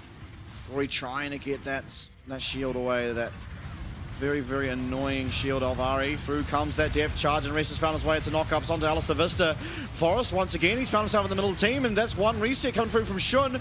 Shun wailing, Shun almost getting another. Super Mega Death Rocket will find its mark. That's a double kill. Everyone's so low, and Dash has got a Spirit Rush back available. That's the Dragon, going to be picked up, taken away, and Shun may have had a rough fight last time, but this time he finds his mark. That's a double kill on the Jinx. Yeah, along with 7,000 damage in that fight, just completely carrying his team in terms of damage. And I thought this Sejuani would be difficult to kill, but CFO have just been targeting Forest down in all of these fights. This is a no IE Jinx, by the way. Yeah, and I think there's an Anathema's chain on this Jinx as well. So Vista lands, gets hooked here. It's not that big of a deal, and it looks like the fight is favorable for SoftBank at first, but that ulti from Karsa is very good. Almost a double, well, triple there. Yeah. They do get the Jinx's cleanse. So CFO have to be careful and make sure they protect their Jinx from just getting Twisted Fate ulted. Maybe block a Sejuani ult for her as well. Shun has gone for a QSS now. So Shun really needs to get an IE. Yeah, I think he just needs this QSS though. Yeah, no, that's fair. Every time your cleanse on cooldown, you get stunned by TF and you die. Kind of sucks, but that's the nature of the beast. Yeah. Flash up for Vista. So another thing to be mindful of if you're Shun. And I mean, I'm sure SoftBank are aware of where the damage is coming from on the side of CFO. Yep, for sure. They do have to be careful, though. If they do overcommit for this Jinx, Gory, with 3 items available on this Talia, will start to hurt quite a lot. In fact, yeah. I think quite possibly, if you're all committing onto Jinx, yeah, you probably are going to suffer at the hands of the Talia. So is anyone going to attempt a Baron? It feels like CFO are maybe setting up for it, but still a lot of vision. They do have the push in the mid wave. Hard to compete with this Jinx as things stand. Just about 1 million pings from SoftBank on the Baron. Oh god. Destiny Gate used and Sword Art. He actually went back to base, but they're not gonna. I think that was just used to check the Baron. They were worried that CFO were doing it. If he's getting sneaky beaky like. Gory's gonna be found. Gory is dead. That's a stun landing. He gets that Shattered Earth out, but he's gone. 4 members left. Dasher, he was 1 more activation left on that Spirit Rush, and maybe Evie's going to be looked at here. If they can find any form of CC onto that Twisted Fate, it might be good, but 4v5, and now it is CFO who have to try and defend up against this Baron. 40 seconds on. Gory does have teleport. If somehow they're able to delay out this fight long enough, but by 40 seconds, Spirit Rush will be back available. Already halfway off cooldown here on the Ari. Super Mega Death Rocket comes through, but will not connect. Evie on the side here, going to be able to look for a stun onto pretty much anyone he chooses, maybe outside of Shun. He's finding his way, though. And it's just going to be the Baron picked up. Once again, SoftBank Hawks have their second opportunity to try and find the game end on the Baron buff. Yeah, and they are going to be pulling ahead of XP because of this Baron. Feels like they can't really crack the base with the Baron, though. It seems so risky to push into this Nautilus, this Jinx, and even the Lee Sin can be very scary to siege into. There is an open inhib in the mid lane. They can probably grab that, but it doesn't feel like it'll amount to much if they can't win a meaningful fight. CFO are just not giving them fight wins. They do manage to get a great pick here. Evie ults Yeah, I mean, hopefully swept out and knows that, you know, he's not going to be just spotted TPing there, or maybe just to read that all the enemy vision is focused around the Baron. Let's see if Shun can clear out this minion wave. Flame Chomper's giving him a little bit of additional safety, but Forest, you see him waiting there. Mercurial Scimitar has completed. Shun, he is, for the last 2 items, been 1 item away from being critical mass, and that is the Infinity Edge. Yeah, Cleanse and QSS available for him now. Yeah, but definitely will be doing less damage than Marble, who does have the Infinity Edge. Yeah, 4 items. 4 items for each ADC, but much higher damage on the Zeri. But you really just need the 1 kill on the Jinx, right? And then... Yeah, and then the attack speed, you start to take over. Yeah, you're not as worried about damage once you get that first kill. All right, now, mid-wave constantly pushing into the side of CFO, and through will come this RE Dasher, finding a lot of damage onto Rest. Rest gonna have to tunnel out. He's getting his health back little by little, but is it enough? Vistafot the flash forward. Sword Art now, he's in a lot of trouble. We'll get that ultimate off, and it's a really nice weave as well. Catches all 5, but can Shun get the reset? Everyone's very low. Flash forward, he gets away, but the stun up, and Corey's taken out. It's only going to be Shun with it all left to do. He's got the QSS, the Mercurial Scimitar, but it's not enough. The aggression for Dasher is rewarded with a quadra kill, and game number 1 to our LJL representatives in the SoftBank Hawks. Yeah, I mean, CFO put up a great fight considering they found themselves behind against a really difficult to play against comp from behind. But honestly, that is about as clean as we've seen SoftBank close out a game. Yeah. Nothing too sloppy. They did lose a couple fights around the Dragons, but honestly, that felt like just CFO playing great team fights rather than SoftBank making massive mistakes or anything. And yeah, eventually you do just have to win 1 big fight to get it across the line when you're getting all these Barons, all these objectives and towers. And CFO finally give them a winning fight. It came down to 2 flashes from the carries. I hope we get a replay of that last fight because Karsa went for a flash kick, and Marble and Dasher both predicted it. They both just flashed as Karsa used his flash at the same time, and he couldn't kick either of the carries into his team. I think that game, honestly, kind of was won by the Baron. Yes, SoftBank were already ahead, but sneaking that Baron with just Evie and Forest really hitting it, I think, was the point that cemented them far enough ahead that they were able to get it across the line. Because it was before that Baron that actually lost 2 consecutive team fights with Shun picking up the kills. I also don't really like this Shun itemization. I think he was playing so safe. The only time he was ever being found was when he was just out of position, which is when he was having to use his cleanse and whatnot. I think in general he was playing so safe that he never actually was under that much threat of the CC. Yeah, you saw the last fight, they killed his whole team and he still had cleanse. He had everything up still, and so I was like, what's the point in having this if you're just you're cutting down your damage so much? Like you are doing half the amount of damage you would do if you had Infinity Edge online, because all the splash damage that come through, it all crits. And of course, you know, the amplification that you get from the Infinity Edge on Jinx is probably like better than almost any other AD carry with that item. And so I think you kneecapped yourself so hard by not having Infinity Edge until 6th item. And if that is the case of this team comp, then maybe you just shouldn't pick Jinx, because Jinx does not function if you're not able to get the Infinity Edge online. Yeah, if we're nitpicking his build, I think maybe Rapid Fire was better than the Runans that game. Runan's Jinx does feel great, but I think with the Rapid Fire, there are so many squishy members of the team on the team. Did he have Rapid Fire? No, I think he had Runans. No, he had. I believe he had Static into Kraken, into Last Whisper, into LDR, into Mercurial Scimitar, and a Quick Cloak. So he didn't even have Runans. No. Okay, so I'm mixing up with the Zeri build. Okay, Zeri did have Runans. Okay, it was a cool Rapid Fire Jinx game, but he did go for the QSS, and at the time that he went for the QSS, his cleanse was down. So it made sense, but maybe not finishing the item. Yeah, I don't think you upgrade to Mercurial. Yeah. That item sucks, by the way. It just sucks. The entire point of that item is it's the only thing that upgrades out of QSS. Yeah, so you're stuck with the QSS, so you may as well you may as well get some crits and some yeah. damage off it. But it is so much weaker as an item. You get a little bit of cooldown reduction for your QSS when it's fully upgraded, but like, you have cleanse as well. Yeah. We're getting a bit overkill at this stage when we're not getting Infinity Edge because we want 30 extra seconds of having our QSS up. Like, we're not fighting that often. Yeah. So I think we really did kneecap ourselves with the Jinx build. And to be fair, it's not really Shun's fault. That game, Shun was doing a completely honest job. Yeah, he kind of had to 1v9 in the fights. And that's again why this build did suck, is because you were the guy that had to do it. And Gory getting caught out, I mean, yes, that's not Shun's fault. And Gory once again having a pretty bad showing in game number 1 on the Talia. Yeah, honestly, credit to Forrest. Yeah. He caught Gory out for that very first kill, I think. Maybe the first kill of the game, as he levels 6 off of the ward, but like you can't really blame Gory for that. He hits the ward on the Sejuani, gets level 6 off of it. Off vision, I think we could see Gory's POV, and you couldn't see the Sejuani hitting 6 at all. And you don't expect a ward to just give a jungler level 6 like that. To be fair, I do wonder if, like, maybe she can't, but because Gory was just face-checking that bush, essentially. Like, Gory was right next to the bush.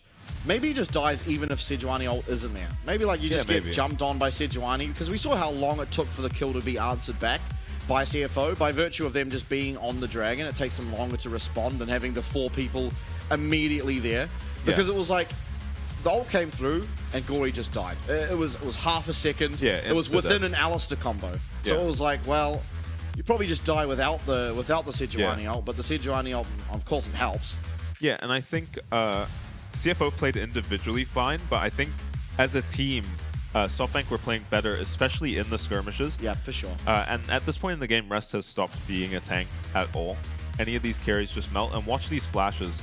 Karsa finds an angle here, but both mid and ADC just predict the Lee Sin flash and flash away from him. And then Dasher's is actually a reset champion himself, right? So is able to get a quadra kill in this fight, and guys, it must be SoftBank said, finally close out the game. QSS was used as we died. Yeah. And twice before we died was Dasher on 1 HP. Yeah. I mean, it doesn't change the team fight, but you get that kill if you have Infinity Edge. That's all I'm saying. If I'm playing a game as Jinx and I cannot find a way to build Infinity Edge until last item, I'm not picking Jinx. Yeah, and it's as that simple is as the that. problem with Jinx in general, right? Even when she was a strong ADC, you kind of felt like you had to pick a Thresh or a Tahm Kench with it, just to help her out a little bit. And this is when she was meta as well. So she's off meta now, not as strong as she used to be. I think she's coming back into the meta. I think she's seeing a lot of international play. I think the reason is that she does well into the Zeri. Does well into the Zeri, the Xayah, who are coming back into play. That sounds about right. Yeah. International events coming up, so time for Zeri, Jinx, and Kai'Sa to re-emerge. Xayah, Kai'Sa's the classic. Yeah. Back in the day, it used to be Corki. Do you remember? There was like, Corki wouldn't be played the entire year until Worlds, and then it was Corki the best champion in the game. Corki time. Orianna. Yeah, I mean, another culprit. Yeah, that's true. Damage stats pretty even around the map. We didn't really touch on it. Shun had 100% KP. Shun? Yeah. Yeah, well, I mean, he was the entire team. Yeah. And he didn't build an IE. Yeah. Sorry, I'm going on too much. But he just didn't have much support in the comp. He didn't. Either, right? I think Sword Art played pretty well. Yeah. I also think Rest did. I mean, Rest was doing exactly what he should. He was just disrupting the fights and living. Yeah. He just, like, minimum amounts of HP at the end. If he picks up the MVP, and I think this is mainly due to the impact he was being able to find on that Twisted Fate with the ultimates. He found that Shun pick down in the bot lane. And then he the then Gory teleported in, into the Raptor pit, well, next to the Raptor bush, and finds the pick onto Gory, which were 2 moments that just kind of blew open the game. Taking down Shun, who was the entire damage on CFO. And then, of course, taking out Gory, picking up the Baron to follow. Yeah, he looks very confident with gold on this Twisted Fate. Yeah. He essentially just gets a free lane against the Rek'Sai. Karsa didn't really go up there. Neither did Forrest, so just got to farm up on the TF, get a bunch of gold, and yeah, very, very good on the Twisted Fate once he gets going. And this TP, just there's not going to be any vision here because they're so focused on the Baron, and catches Gory here. And honestly, this is what I mean by SoftBank being more coordinated. Yeah. Every time a crowd control lands on Gory, Karsa, anyone on the side of CFO, Dasher just seems to be there already and follows up with the charm and then a quick kill. And he got very fed that game. He did get very fed. I think we're going to have a different look from CFO, though, looking ahead to game number 2. That draft didn't feel awfully CFO. It felt... something was just weird. Something was weird about it. I think it might just be you've got the Jinx paired with this Nautilus. And it's kind of, it feels a bit rough because you can't really leave the Jinx to be alone, and you kind of want the Nautilus to be able to look for roams and look for plays around the Lee Sin, but you couldn't really find a way to do that. We'll see what they do. Game number 2 is coming up. We're going to have a quick little break before it, so we'll see you very shortly.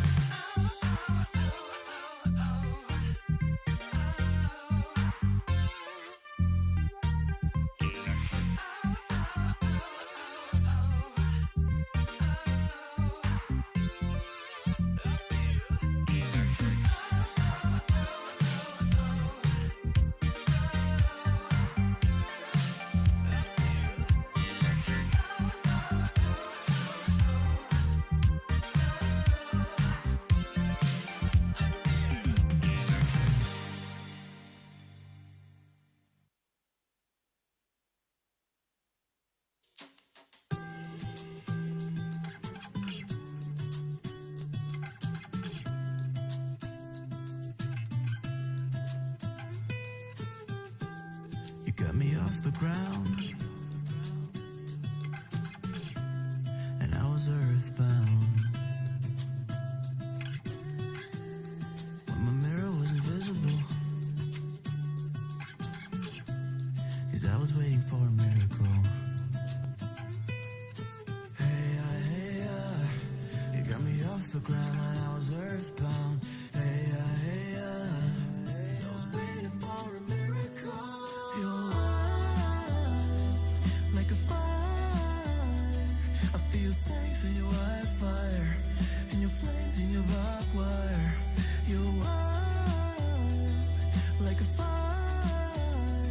I feel safe in your wildfire, in your flames, in your barbed wire. You got me off the ground, and I was earthbound. When my mirror was invisible, 'cause I was waiting for a miracle. Got me lost for words, and it might sound absurd. You're like dope and adrenaline. It's like both well and genuine. Hey, you got me off the ground when I was earthbound. Hey, 'cause I was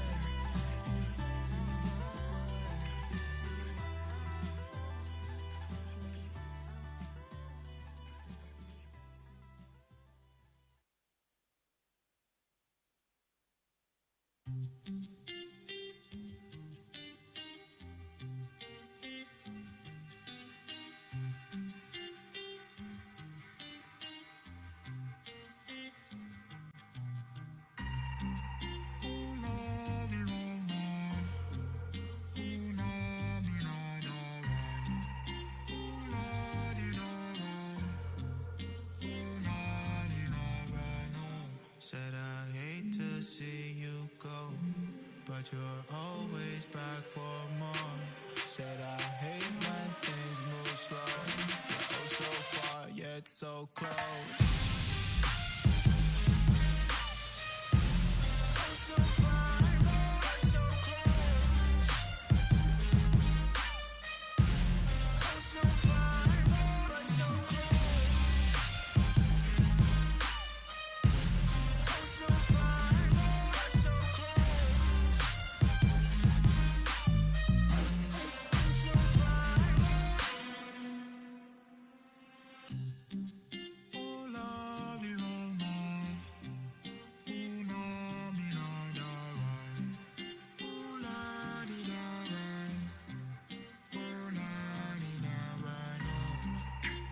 This is hello paradise. I can't decide. Show me the light, show me a sign. Said I hate to see you go, but you're always back for more. Said I hate when things move slow. Oh, so far yet so close.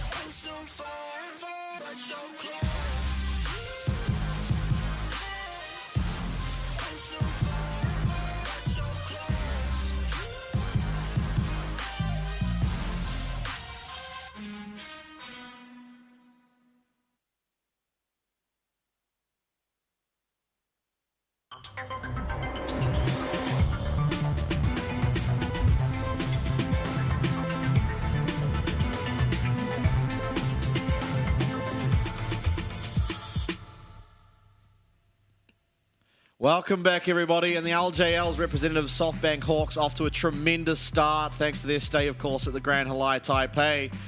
Very well rested, it would seem. I mean, they've played now, that's their 16th game. It's very hard to get a real reading on their strength because it's very up and down, but at least to the start of this series, they're looking very good. In control for the most part of that game. A few team fights lost in the mid stages of the game, but really nice macro decisions, picking up that Baron. Evie as well, being a real leader, I think, in some key moments, finding crucial picks onto crucial members, and really getting them across the line. And now game number 2, CFO are going to have to find an answer to what was shown.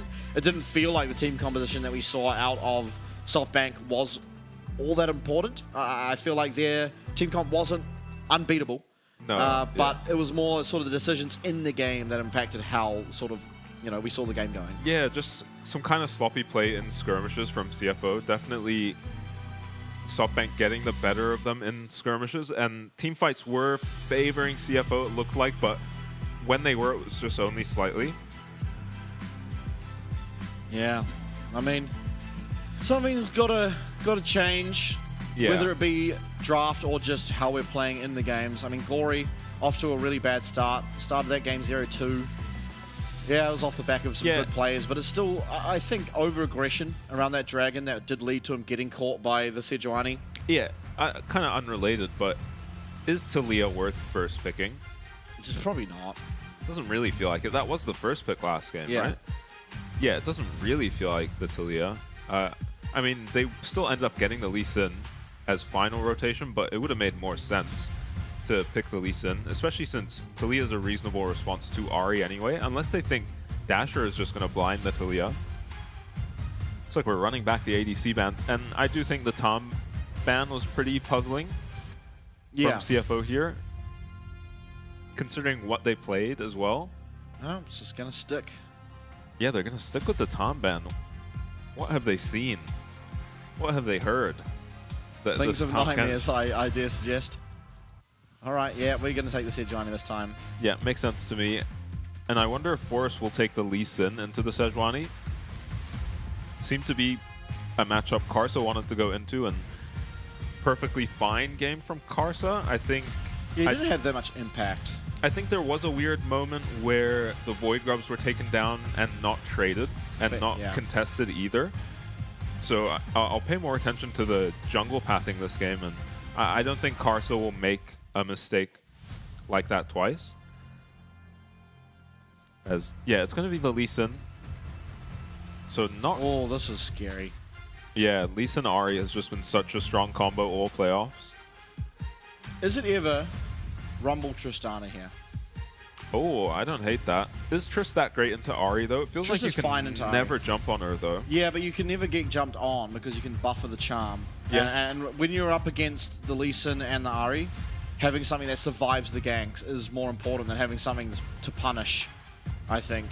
And also just inside lanes, the Tristana will be fine. You can build them more. And, yeah, the Ahri won't be able to find a whole lot of space there. The Triss should be outscaling in that matchup, right? And the Rumble for magic damage, it's going to be... Yone similar, has a bit more synergy here with the Sejuani. But this is just going to be met with a Rumble ban. We're going to have this time Shun on the Zeri. Should be a lot stronger for him. and it's SoftBank who kind of have to scramble to find an ADC to play now. It's Xayah. You just slam Xayah here. You're against Yone Sejuani. It's completely... It's the most Xayah game I've ever seen. Gonna prioritize the Twisted Fate.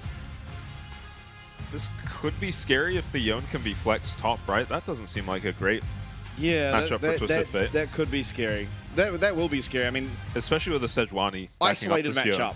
Twisted Fate will be fine into the Yone. Yeah, but with the Sejuani behind the Yone, it's terrifying. It just depends if Rest can play it. Oh, surely. This is Rest we're talking about. Yeah, it does take a, you either know it or you don't with the Yone, right? Yeah. It's not something like the Renekton where, you kind of expect everyone to be able to play it. Yeah. It doesn't always come up, the opportunity to play Yone all that often. It's true. Not everyone's brother Schmerk. Renekton banned away, so they're pretty convinced it's going to be a Yone for Gory, and Gory has looked very, very good on the Yone when he's played it.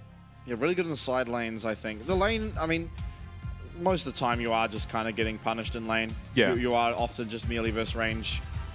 Door and shield, second wind, getting as much CS as you can, but once you get activated in the side lane, generally wins out. You'll be up against a Twisted Fate more often than not. Okay, so Jack's ban up against the Twisted Fate makes sense. Yeah, kind of indicating this you need to find AP, though. Somewhere you need to find AP. Yes, you have 3 champions now that do a bit of... Actually, yeah, maybe actually you don't. Yone does about 30% magic damage. Zeri, kind of similar. And then Sejuani's magic damage as well would also force out Merc Treads. Yeah, and I mean, not that tanky on the side of SoftBank, especially if Forrest goes for the Eclipse Lee Sin build. He will. It'll take him a while before he's really got any armor in his build, just because you might still have to go Merc Treads. Yeah, I think you do. Against several auto attackers just because of the Sejuani. Evi's not getting armor into his Twisted Fate build until maybe 4th item he can go as Anya's. Okay, Kai'Sa. I perplexed as to why this is not a Xayah game. I guess actually no, I see it. You have a lot of champs that want to go forward. Yeah. Help take out this Zeri. Both champs, I feel like, do fine into the Yone. Yeah. So there's just targeted CC as well. Rakan taken by Sword Art. He's looked very good on the Rakan throughout this playoffs. Ran circles around Frank with it. Okay, just gonna be the Rakan again. Sorry, the Rek'Sai again. only a support to come through still. Yeah, You can last just pick picking whatever. support this time. So All looks good. I mean, if you like the Alistar is picked pretty often into Rakan. Yeah, I mean, if you just all engaged supports are the same. Yeah. Goes for the Alistar. All right. I mean, just a similar concept for SoftBank. Not really got the same reset or continual damage on the Kai'Sa as the Zeri generally has, but more dive in general. Yeah, you are very heavy AD on the side of CFO, so eventually SoftBank can start getting armor into their builds. I mean, kinda, right? Yeah, but not all that much, really, right? There's just 4 champs that do have CC or magic damage in their kit. Yeah, as well as it's just not all that great armor stacking champions on the side of SoftBank, so I don't think that will be a problem for CFO this game. Yeah, no, I don't think so either. Damn, look at that mouse pad. Yeah. It's vibrant. And the side of SoftBank, they got to be feeling happy. Off to an early lead in the series, and so far, now I don't know, it is. Every team in the SoftBank series that's won game 1 went on to win the series. That is thus far how their best of 5s have gone. Yeah, also very blue side favored. Yeah, with only Frank, I believe, picking up a red side win. Yeah. So pretty nice for SoftBank to get a win on the red side early. We'll see what can CFO do. Can they bounce back? They don't have the luxury of the Grand Halai Taipei. So it is going to be harder for them. As we do now load into game number 2. Gory, he's on something we've seen him perform on pretty well here in the PCS during the regular season. Yeah. A little bit scary of a Yone game just against the Twisted Fate in team fights later, but also just a scary Twisted Fate. SoftBank Hawks watch party. I believe CFO also have one. But maybe everyone's a little bit depressed after what they saw game number 1. I'm a little bit depressed after what I saw game number 1. Yeah, very slow game, right? And I think part of it was that there was just a jinx in the game. So yeah, even though you're ahead of SoftBank, you have to be, your 2K lead can just vanish. Yeah, it's a nice edge, right? It's one mistake in a fight, and all of a sudden, Jinx has a pentakill. Yeah, and then the game becomes very difficult to play. Late invade looks like it'll be the decision here for SoftBank, is not going to really find anything. Yeah, just a ward cleared out by Sword Art. Takes the Vision score lead over Vista anyway. And it is Halo Blades on the Kai'Sa. Yeah, so might be the AP. Yeah. I would be surprised. I don't think you want to go AP. Because I mean, you do have the sustained AD damage coming through from TF, but he's also just doing a lot of magic damage. Yeah. I think you kind of want, in this day and age, I mean, Ari used to be a champ that you didn't mind sharing AP role with, but I think now with how much damage Ari can do. Yeah, it feels good to be solo AP on the Ari. Kind of Malignance being a massive item for that champ now, as Gory does hit level 2 first. Obviously has gone second wind alongside the Doran's shield as expected. It is first strike for Ari. Usually it is the electrocute, of course, but into the melee matchups, printing out some gold, getting those item spikes just that much quicker. Yeah, getting the HP lead early on, but usually you just don't have enough mana to get through these D-Shield second wind melee lanes. Kai'Sa is on the top side. It's both junglers. Yep, both junglers clearing up, and it looks like Kai'Sa is going to be playing around his top mid this game, which I think makes a lot of sense. Yeah, he should be. And then you can eventually look to try and utilize the pressure you're using mid to pick up dragons if that's your choice. Otherwise, Void Grubs, of course, are an option. Dasher is spacing so well around the Yone W. Shun took a very early recall and got a cull. Yeah, just space glides back to lane over that wall. Yeah, and if he's not missing out on CS for this, that is just a massive back. I think SoftBank won't have any trouble getting their own base here, though, just because junglers are both top side.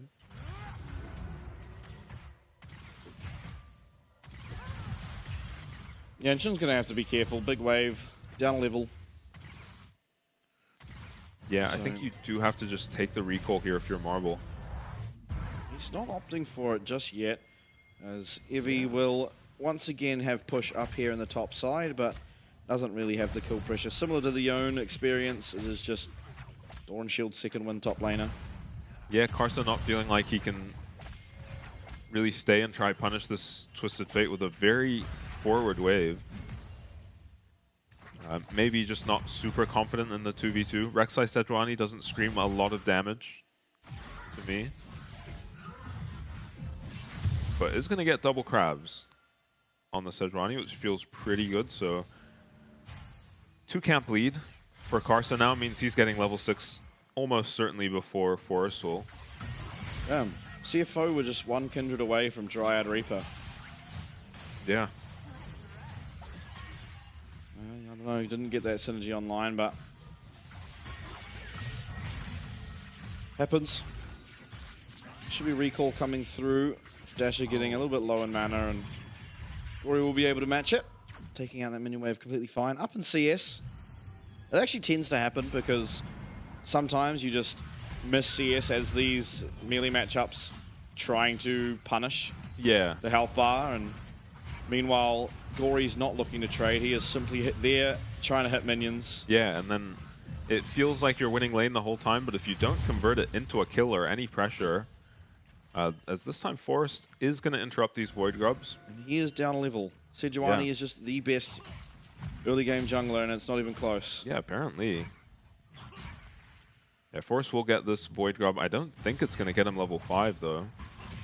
Have to see his XP. He did kill wolves.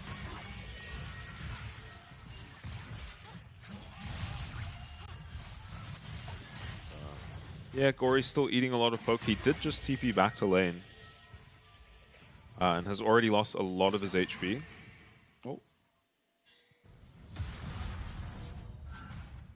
Yeah, once again, I mean, Rest down CS this time, importantly. In the prior game was actually winning in CS for the most part. Yeah. Evie going to get his recall interrupted. Doesn't get the auto reset in time. Does have Destiny Gate, ward. so he can pretty much look for a recall and just ult back to lane whenever he chooses, and maybe looking to do it now. Does seem like it. Rest already having used his teleport means he's not going to have that luxury, although Evie cancels his back.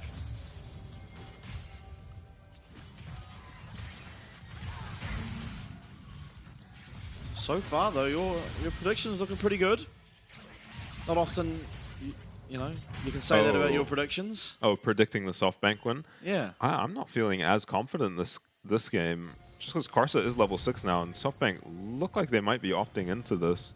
Yeah, I think CFO navigating this early game a lot better than last. Yeah. And that's with weaker laners too, so go figure.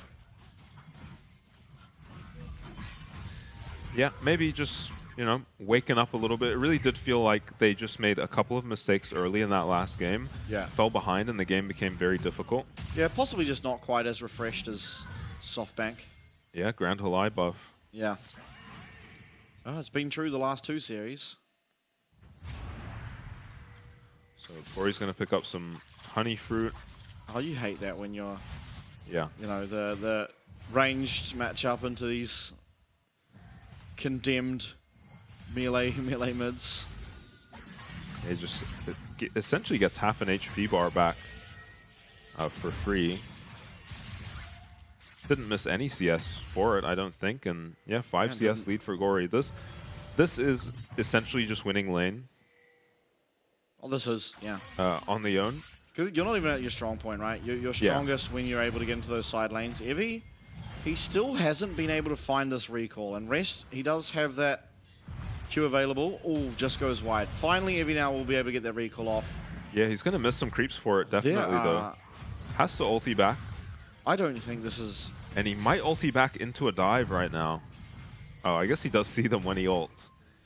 I'm surprised that he's chosen to go for the Ninja Tabi, as he does connect there with the gold card. Rest comes down, lands that knock up, but the ghost pops. He's going to be able to find another one. Gory, though, you have to be careful. Fate Seal could come through. This could be big. No, it's only going to land onto Vista, but Gory's still trying to find that damage. Glacial Prison does go wide. Kick coming through from Forest is big. Knockups coming through, though, from Rest and Gory. It's first blood onto Yone, and Gory's going to live, but the charm connects. Forest answering back in a 3-man pulverize from Vista. Seals the deal. As SoftBank get back into that fight and on the board with a statement. Wow, what a close fight that Vista just closes out with a ridiculous headbutt pull. Flash still up for this alley. That was just WQ from him. Yeah, and it was looking like maybe CFO are going to turn it around despite missing the Yone ult and the Sejuani ult to start that fight. They do pick up a kill very quickly. And yeah, he does reveal the entirety of CFO when he ults here, Evie, and decides to go. And Dasher is here to follow up on the stun on Rest, but does use all his ults to get in range, and I think that's what maybe allows them to turn this around. Big kick. I think it's, yeah, amazing kick from Forrest, and like everyone getting the most out of their AoE in this fight on the Ahri, the Lee Sin, the alley for SoftBank, and it's kind of the same story of last game. These river skirmishes are just murderous. Yeah, and one thing to really mention as well was it was level 6 to level 5 in terms of those supports, so Vista able to tank up a lot of damage in that fight, whereas if Sword Art had quickness available, that engage he looked for that looks completely different. Probably the end of the fight. Charm connects and Gory is very low. Flash there, Vista, he's going to use it this time, and Gory, he's got nowhere to go as the Resonating Strike will get that execute and find himself another kill here for the side of SoftBank. Forest looking good in the Lee Sin. Yeah, Vista too, just a monster right now. Looking a bit scary now. I mean, the kills are very spread out on the side of SoftBank, so there's no, super scary carry to deal with yet. Even the Twisted Fate, who did pick up 2, doesn't really become a nuisance until he's got his rapid fire cannon. But it's going to be a dragon picked up for SoftBank now. Damn. You hate this if you're Shun. Yeah, again, Shun just quietly scaling up, and nice charm landed by Dasher, missed knockup by Gory. Great flash by Vista, and I mean, SoftBank are looking incredibly clean. Certainly are. Vista waiting. Gory's in trouble. Oh. Nice buffer. Does get that reactivation. Well, he chunked. Yeah, low on the way out.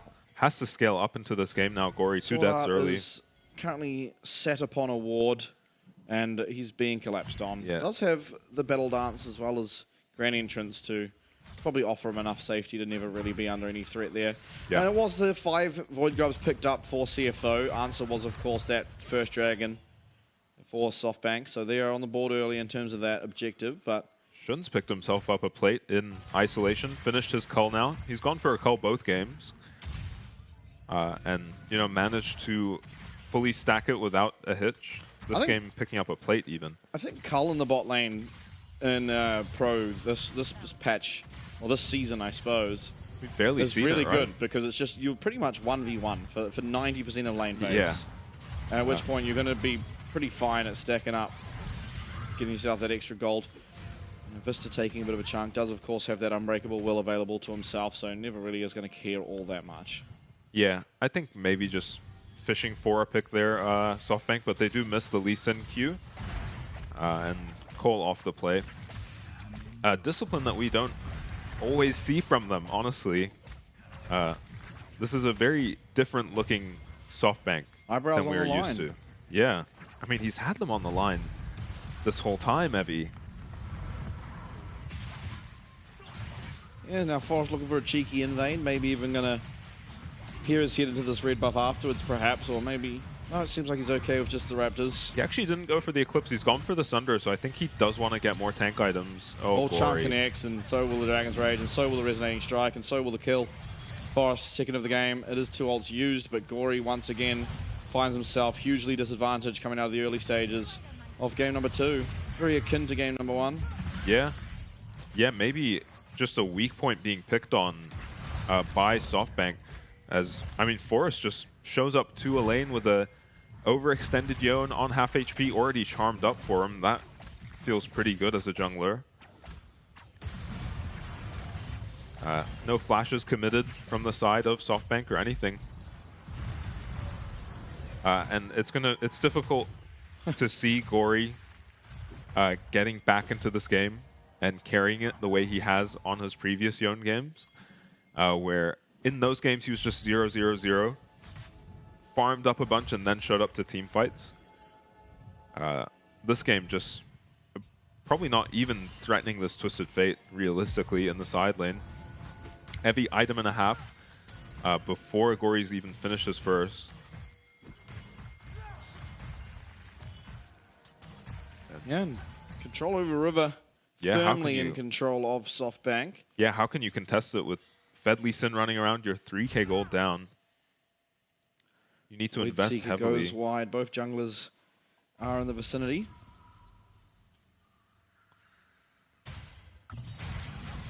Yeah, and again, it's already feeling like Shun's going to have to work some magic to get them back in this game. And I'm surprised that Karsa hasn't been able to go for a gank for either of his melee laners. These feel like pretty vulnerable lanes from the side of SoftBank. You know, Ahri not super vulnerable, obviously, past 6, but even the Twisted Fate, you know, feels like we should have been able to get a kill top, maybe. Just with how much setup is on the Rek'Sai and the Sejuani. SoftBank picking up the Rift Herald without much of a contest. I think CFO are just focusing on this dragon, and they do have vision set up for the dragon. Yeah, play the Ruined King now completed for Gory, so definitely spiking. Is he on the own? Rest may be in trouble. Yeah. If he Ghost available, Flash also available. We'll be able to land that gold card. Damage is pretty good. Not going to be able to find enough, though. Heavy might just be ulting mid. Yeah, or at maybe. least to the dragon. Yeah, I'd say definitely the dragon. Karsa. That's a dead mid tower. He'll be looking for something, but there isn't really anyone there. Teleport now coming through Rest. He's in base, so should be fresh off some new items, but it's going to cost that top tower. Okay. Yeah, the things you can do when you're ahead. Forrest just takes the Q onto a Sejuani. You have to be careful, though. He's going to take it again, this time onto Sword Art. Shun not really able to find a way to get across there, and how No TP down. on Rest. Yeah. Through will come Evie, finds himself a stun there, and kick not going to be able to commit, and Forrest is in no man's land. Everything committed, shut down onto the exact member of CFO you don't want it to be on. Your jungler's dead, your shutdown's gone over to Shun, and now Dragon probably on the cards for CFO. Maybe, though, it could be defended. Yeah, massive throw from Forrest, not really coordinated with his team at all. They can't do the dragon now. Oh, that charm. Very close. Gory getting aggressive. Nice buffer once again. Yeah, almost picks up the bot tower too. That is a massive reprieve for CFO, who were just going to be losing that dragon probably, with Rest having to answer the top wave without his TP. Now it's Dasher without TP heading up top. No ultimate for the Twisted Fate either. 5 Void Grubs maybe going to be able to find this. I mean, we'll have a look. It looks like some mischievous hand movements from Forrest here. I think some flashes. Oh, wait. No, I don't get it. I don't get it. He flashed and then did nothing. I thought he lost vision on the Sejuani, but the Twisted Fate ult is up. So maybe he flashed too far and wasn't in range to kick the Sejuani. He flashed over the wall and couldn't reach over to kick Karsa into his team. Yeah, that was at best maybe going to just be a jungle for jungle trade, but ends up being just a shutdown going over to Shun, who's exactly who you need it on if you're CFO. Yeah, this is the dragon picked up here. Maybe following on fight, though. Quickness available for Sword Art. No, it's actually not. I lied. Yeah, has to flash out. Yeah, Flash will be committed. And Spirit Rush was the response from Dasher. Yeah, CFO end up showing up to this fight, losing the dragon and a flash. Yeah, teleport as well. Gory committing that to get to it, but pretty much arrives with the teleport as Dragon is taken it down. Yeah, and Evie should be fine. I was worried about this Twisted Fate later in the side lane, but should be pretty close to a second item and a level up on this Yone, so Shun somehow most gold in the game. Yeah, shutdown helps. Cull as well. Yeah, Cull shut down. Bunch of CS. Tied for highest CS with Marble. Yeah, the JD carries just getting left 1v1. They're not really going to be that interactive towards each other.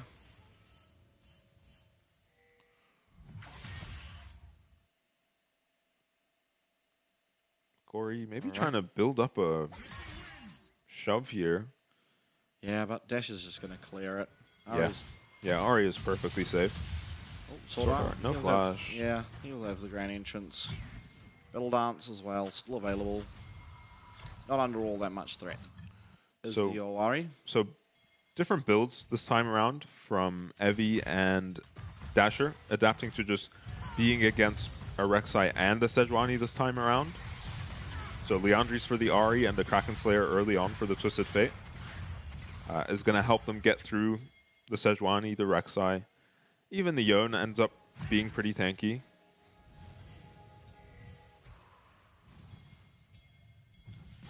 Okay, Gory worried about getting dove, but with Sword Art now arriving, he'll be able to walk up to this wave. Dodges out of that Orb of Deception, and Foxfire won't hit him, so completely fine. 2.5 minutes on this Dragon. Baron now alive. I'm sure CFO are going to be worried about more antics coming through. Last game, they had a lot of Baron damage. This game, they have even more. A little bit less tankiness, in fairness. Yeah, the builds actually. Yeah, with the Kaisa as well, Liandry's and the Kraken Slayer. This is an extremely fast Baron. Probably not as easily two-manned as it was last game. Yeah, you're going to have to do some juggling. Forest probably not going to be able to tank it up all that well. Not comparative to a Sejuani of last game. Yeah, or even a Lee Sin of previous seasons who could build something like a Gore Drinker, get lifesteal in their build. It's just crazy to think how broken that item was. I kind of miss it. Yeah, me too. It's kind of like, you know, Gore Drinker Renekton on ARAM was my go-to. It was kind of sickening at times where there's just a Renekton on 1 HP with a full rage bar, Q, Gore Drinker back to full HP. Yeah. Oh. Kind of like Aatrox now, but without the Gore Drinker needed. So, Evie ulting.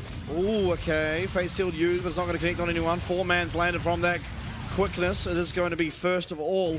Sword Art going down. Reactivation now by Forest, but Forest in no man's land finds a kick, but it's onto Caster, and Shun's now popped that ult. Lightning crash. Lightning has crashed. Vista flash forward. Pulverize headbutt. And Shun having to flash away, but Shun going to be able to help his team pick up yet another one. And Evie in no man's land. 2-man knockup from Rest. And through will come all the boys from CFO. They will not go down without a fight. It's a 3-4-1 in their favor. Yeah, Forest again kind of committing himself hard to kick Karsa into his team.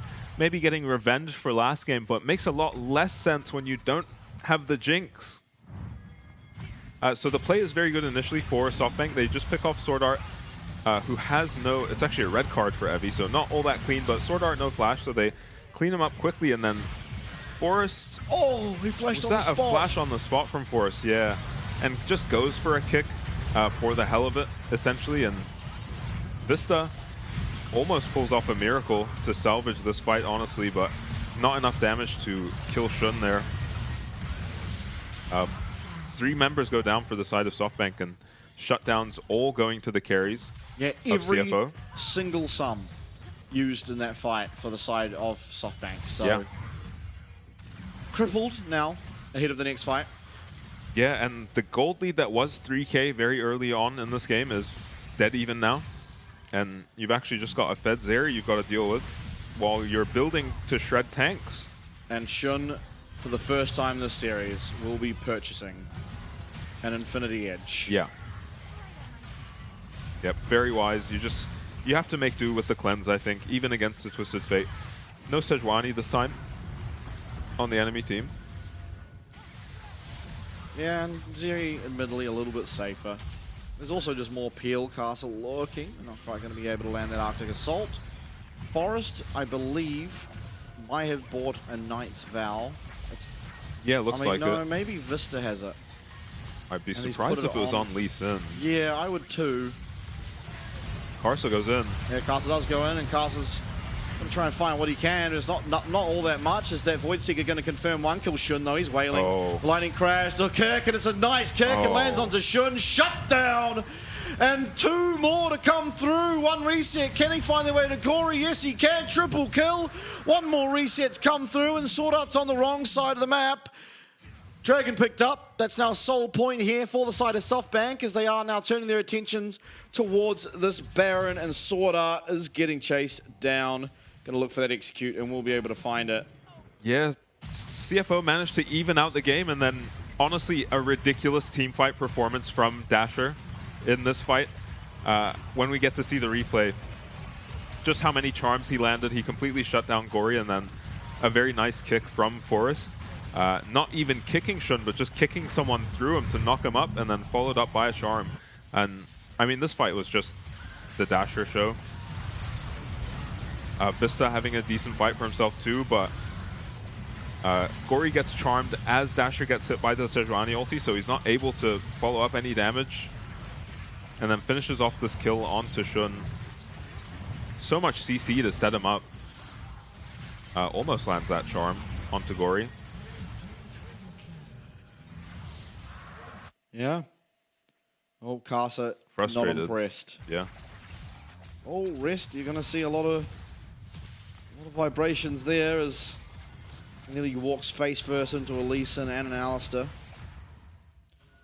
And I think for CFO, let's just not fight. Let's get our Infinity Edge online. Look for it then. Yeah, not an ideal fight timing. It looked like... There we go. We got it. Yeah, it looked like Shun was free hitting for a sec there that last fight, and it got very scary. And any uptime for this Zeri is terrifying. SoftBank are just not tanky enough to handle a Zeri at all. Particularly now. Just honestly takes a lot more damage than I would have thought from Karsa. Yeah, it's percentage HP damage, right, on the Sejuani. On what? Her permafrost? Yeah, I think Yeah, but so. she didn't get the permafrost off. That's Oh, why what, he it just was- punched him? Yeah, just headbutted him and then started punching him in the face. Oh, Forest, okay. You're right, it was a Knight's Vow on the Lee Sin. It's been swapped over to Marble now.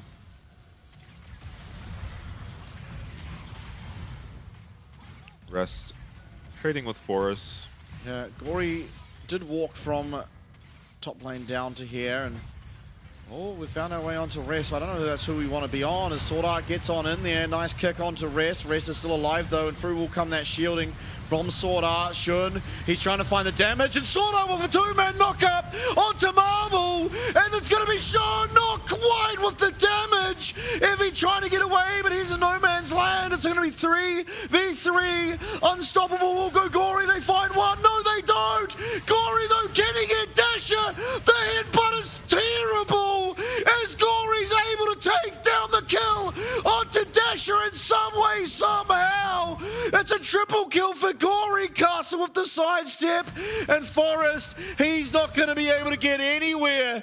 Somehow, it's CFO taking the ace. Yeah, and I mean, Shun manages to do that much damage while he's just getting tunneled on by 3 members of SoftBank is very impressive. Gory has a great fight too.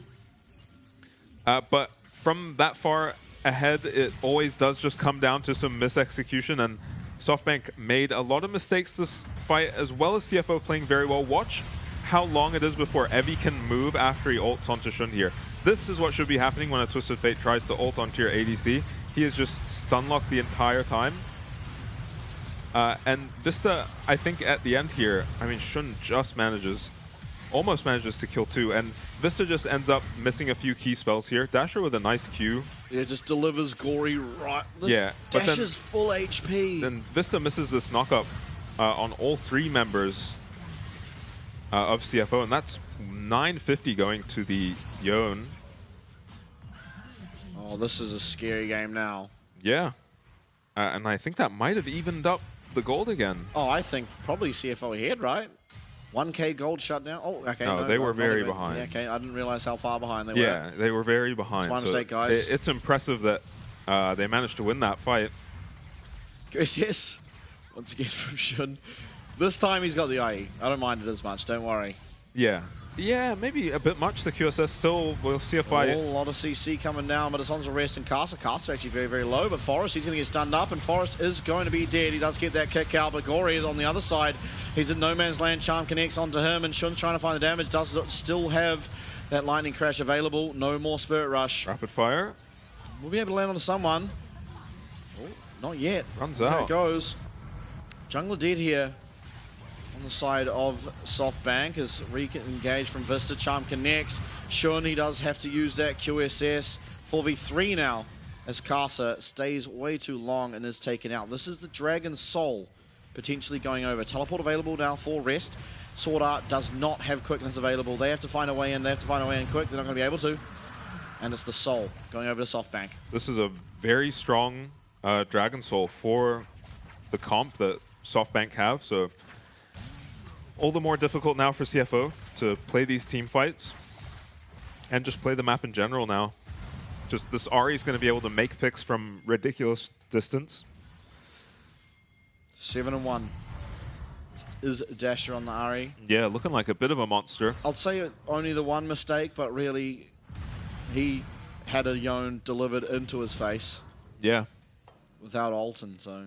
Yeah, team fight he had to play quite well as well to even keep it as close as it was. Oh. Celestial going to be taken away. As Baron will be respawning. I mean, these fights are so close. Both junglers. Oh, look at these Ahri items. Yep, very scary. Deathcap, Void Staff. I mean, Ahri is going to be one-shotting. If you ever miss position, if a charm connects, and it's very easy for a charm to connect when it's on the back of a gold card, as you saw from Evie, from basically across the map at this stage. Yeah. There's one on rest, and yeah, just for good measure. You have to burrow away just because eating a charm there, maybe rest doesn't die. Dies. Honestly, I think he might. Yeah, he might die, but he'll at least lose a lot of his HP. There's a charm. There's going to be that Spirit Rush, and rest down now to half HP. It's answered by the Glacial Prison, but there's no follow-up for that. And okay, we have a bit of a reprieve. There's no more Spirit Rush onto the most fed member here of SoftBank, but Caster's going to get stunned up and burnt down quite a bit there by Evie as the game will be paused. And honestly, Evie is playing so impressively. Just on the very edge of his range. I don't think we've seen him caught out in either of these games, and it is not because he's playing safe. He is playing frontline Twisted Fate, as you should be. Constantly putting pressure. He forces Karsa's ult out of him there, because Karsa gets gold carded and doesn't want to risk going down without using his spells, so just buffers his ulti in the Twisted Fate stun, and it doesn't amount to anything at all. Well, huh? No way CFO absolutely destroy the entire regular season just to get eliminated in playoffs in back-to-back 0-3s, right? Oh, I don't know. They might not be out of this one. Yeah, I don't think they are, but like this look, game, it's not looking like the CFO we saw after week 1 of the regular season. No, not at all. Rory, though, well, maybe he's trying to make it different. He gets stunned up. He's dead. Yeah, he is absolutely dead. Is going to be taken out by that Acathian Rain as Forrest does go forward. Shun now in the middle of a team fight, and he has nowhere to go. Double kill now. And you see it might not look over for them. It certainly does at this point. That's 3 now picked up. And teleport coming through from Evie. He looks for another. Is onto Casa. Is going to get stunned up here, but it doesn't matter. Once again, we have found our way in. It's not a clean ace. Sword Art did manage to get himself away, but it's 5v just the Rakan. There's 30 seconds remaining on these death timers, and it's going to be game number 2 here for SoftBank Hawks. Yeah, can't imagine Sword Art really stopping the end here. And yeah, it was bad enough that Gory got CC chained and taken out, but somehow Vista found himself behind the entirety of CFO and headbutts Shun into his team. And from there, the fight is, I mean, Evie one-ups him and finds himself behind the entirety of CFO at their inhib, and they're just retreating the entire fight and finding more members of SoftBank behind them. All right, time to stop banning every single AD carry, I think. Yeah, let's take a different ban approach. Twisted Fate. Yeah, or Twisted Fate, or at this point, take away the Ahri. A Yeah. champ that we saw very justified, very high priority earlier in the split, and teams have been kind of going away from it, trying out the Talia into it, and I mean, the Yone this game, the Yone just felt too vulnerable against this much CC. Yeah. I think it has to be said. AD carries have mattered zero Yeah. in these games. Yeah. They have not mattered at all. And yet we're banning every single one of them. I think it's time for Well- us to not ban every single one of them. Yeah, it's probably because we're just going down to lower tier ADCs. Are we really, though? Like, Zeri is very strong right now. Yeah. Jinx is actually very strong right now. I honestly think the difference is that one team is getting Twisted Fate Ahri. Your answer has been Rek'Sai sucks into Twisted Fate. Yeah, it was weird to be countered on the Rek'Sai by the Twisted Fate and then pick it into the Twisted Fate. Maybe Rest just is doing fine on it, but I think Rest can win this lane. yeah, if he Effie's just picks doing something so good for much himself. more after laning phase Rumble's because been he's the open. Twisted Fate. Rest is a very good Rumble. Yeah. We've seen that Evie's not able to lane into the Rumble as the Twisted Fate. We've had evidence of it. Rest is better at Rumble than Taco, and Taco destroyed Evie as the Rumble into the Twisted Fate. Yeah. I think it's time we look for something more CFO. Rest, a very dominant player. Why not give him something that he can carry on? Why are we banning AD carries when, at least for my money, I'd have Shun as the better performing out of the two? Yeah. He's had a whole lot more weight on his shoulders in these last two games, and he's been doing his damnedest to get something done. I think it's time we let some AD carries open. If they take the Smolder, I think you're happy for Shun to get Lucian or Varus. You know, he's getting Lucian, Varus, or Callista. I don't think you want Smolder into any of those out of Shun's champion pool. Maybe you could argue that the other one will be taken by Marble instead of the Smolder. But even then, I mean, Shun's going to be able to play Zeri into whatever's showing. Yeah. He's going to be completely fine. I can't really make sense of this drafting because Marble has never struck me as the carry of SoftBank. He's played completely fine. I'm not saying he's not doing well. Yeah, but it's been Dasher. Dasher has been the carry of this team, and he is just getting the champ that he's had the most success on carrying on both games now. We have to do something about that. Yeah, and I think at this point, if you've watched the last, including the PSG series, 5 CFO games, it's time to bet the house on Shun and just draft completely around your ADC. Yeah. Because he seems to be the only solid member of this team. Maybe Sword Art is just having perfectly serviceable performances. And this was a C chain off the Lee Sin kick. Not the easiest to pull off, but they managed to just barely kill Gory in time. And Vista somehow has looped around and killed this Zeri, or rather kicked her into his team. And then Evie's also found his way. But the way SoftBank are playing together, I mean, Marvel's just come running out of nowhere to back Evie up. He ran the opposite way of his entire team to loop around and get onto the Sejuani. So they're just playing around each other very well. And it's Look not at always the correct play. The damage is disastrous. Disgusting. It's not always the correct play that SoftBank are making, but they are always all in on the play. Whether that means 4 of them are going down, 5 of them are going down, they are all in on the play, and it just seems to be working. Green. That is constant plays of the house on green, and if you win, by God, do you win. Yeah. And you know what? It's being made a bit easier because, I mean, now we've had 2 straight games of Gory being mispositioned. Yeah. And just getting caught out time and time and time again. This game, notably worse than game number 1, but I don't know, man. We got to get rid of this Ahri. We have nothing to punish it. The Yones looked terrible. The game 1 Talia looked terrible. Maybe you could argue it's largely because of Evie and the sort of impact he's being able to find on the TF. But honestly, the damage graph there tells you the story. 35.4% of the team's damage as the Ahri when he has 4 damage champions around him. Yeah, 95% KP. Not going to be surprised if I see him get the MVP this game. I think Vista had a great game as well. That's a good point. But Dasher just got too fed. Yeah. And he was just constantly landing charms, even a lot of the time without the CC from his teammates. Plus that one team fight where Vista got him killed. We got it. We got the full house across the board. We've seen it once or twice, but...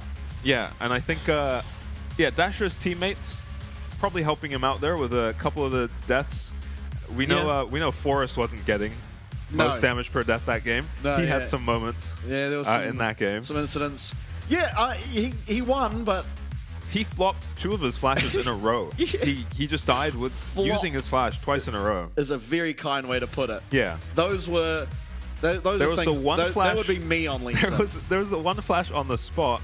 Sorry, I don't want to laugh at him. But there was the one flash on the spot, and then the flash that was too far. So like the first flash he flashed too far, and then the next flash he like kind of flashed on the spot. So just like over adjusted or something. But gets the win anyway. Gets the win. And they close out the game that was looking shaky off of him kicking Gory to set up that stun lock as well. And honestly, we saw also, along with the bad, we saw flashes of brilliance, and that is why we've praised this Lee Sin. He's now 5-0. One of those early fights where he managed to find the kick onto Sword Art through Shun was a really big turning point in that game. Yeah, absolutely. This might even be roughly where it was, if I'm not mistaken. Yeah, maybe. This might just be the fight where... Yeah, this is that fight, though. So he gets Sejuani ulted here, but he catches Gory mid-dash. So Gory is just charmed up, cannot follow up on this kill at all, and just dodges out of so much damage here. And there's the forest kick that I was talking about. Yeah, that is the kick. He had a few good kicks in that first skirmish as well. Almost lands that charm on the Yone ulti. In that first skirmish, the big Rift Herald skirmish that kind of started the snowball for SoftBank, Forrest found a massive kick in that fight as well. Yeah, I mean, honestly, all pretty well played in general there for SoftBank. As you said, a couple of mistakes for Forrest on the Lee Sin, but nothing as egregious as what we're seeing from CFO. Yeah. And I don't like to be harsh on them, but this is the team that dominated the PCS. Yeah. Absolutely dominated for 6 weeks, pretty much in a row, just completely stomping absolutely everyone. It didn't even look close. And now we find them on the verge of being eliminated. Coming in as our first seed into playoffs, looking untouchable, to now almost, I mean, they're on the brink of going down to 2 0-3s in a row. They have to find a way to bounce back. And similar to last year, I think it's time that we put all of the house on Shun, as you said, because he has been so far the shining light of the team. We're going to go to a break. When we're back, see if CFO can bounce back, or see if the LJL can reach new heights to meet PSG in the playoffs. See you soon.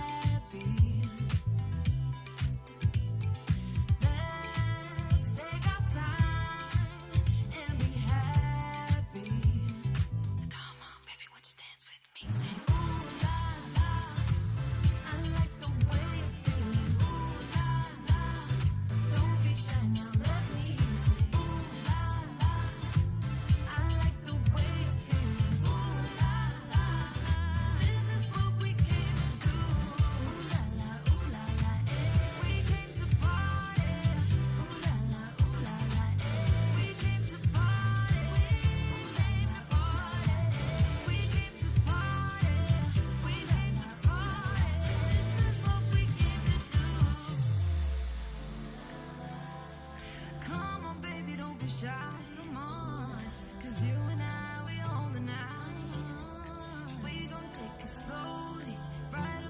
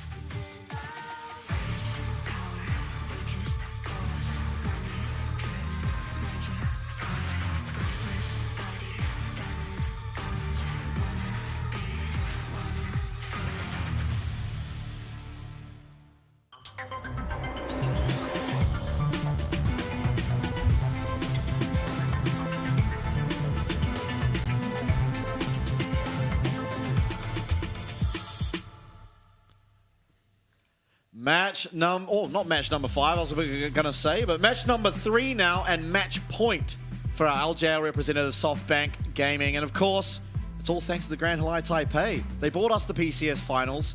They are also given SoftBank their best chance here up against CFO, and by God, do they look tapped in, as they have decimated, honestly, in 2 games straight now. Yeah, the games have been kind of back and forwards, but not truly back and forwards. Yeah. It's just kind of CFO swinging the game back to even and then immediately losing fights or barons, and then clawing their way back to even and then losing fights. So it's been a tenuous hold on these games that SoftBank have had, but they have kept a hold of these games, and this is not how we were expecting this series to go at all. No, not at all. I think coming in, as I said before the series, CFO were my choice as who was going to win this series, and now it looks like SoftBank are absolutely not going to allow it. Eyebrows on the line, and Evie is not looking to lose those. Yeah, and I think we just need to see some PSG-esque adjustments out of CFO. Maybe just start with a Twisted Fate ban. Yep. Even chuck a Ari ban at him. See how that goes for you, as targeting the ADC champ pool has not worked. We've seen Marble on Zeri and on Kaisa. Yep. Not have all that much impact, to be honest, but not really needing to when his teammates get such strong picks. Things like the Sejuani, the Twisted Fate, the Lee Sin, and the Ari just means that he doesn't really have to do much. Yeah, it feels pretty good when both AD carries are sitting 0-0 in the bot lane, but one team is 7 kills to 1. Yeah. You know, if you're Shun in that situation, you're not very happy. Yeah, and all right, sides have been swapped. CFO, they're trying something different. They're going to the red side now. And just back on that previous point, SoftBank, just looking at the nameplates on the team and the way they've played in general, they love to play around their solo laners. Yep. They would prefer to play around their solo laners. So it's just surprising. Oh, there we go. This approach, Ari banned away immediately. That is a much better start for CFO. We'll see if they prioritize this Twisted Fate. I don't think you can first pick it if you're SoftBank, so maybe you don't have to ban it if you're CFO. Damn, Dash has got that trio stack of cups. Just got the 3 maybe back to back to back. 1 cup per game, maybe. Perhaps. Nautilus banned away for SoftBank. Vista on your screens there. He's had a series. Yeah, he's looked great on the Alistar. Ash banned away. Okay. First Ash ban of the series. Feels kind of random. Yeah, just been more or less ignored. Kind of sets SoftBank up to first pick Kalista. If they want to, it would be a change of pace from how they've been playing. Yeah, now final ban to come through. Hello, Forest. Hey, pal. It definitely shouldn't be a Lee Sin. It could. All right. Sejuani going to be the takeaway. Yeah, I would think a Kalista first pick is probably in order, but SoftBank don't love to play around their bot lane. It's also just Varus open. I don't think you care about Kalista all that much. Oh yeah, forgot about Varus. Let's have a look. What will Marble choose? Pick of the litter outside of the Lucian.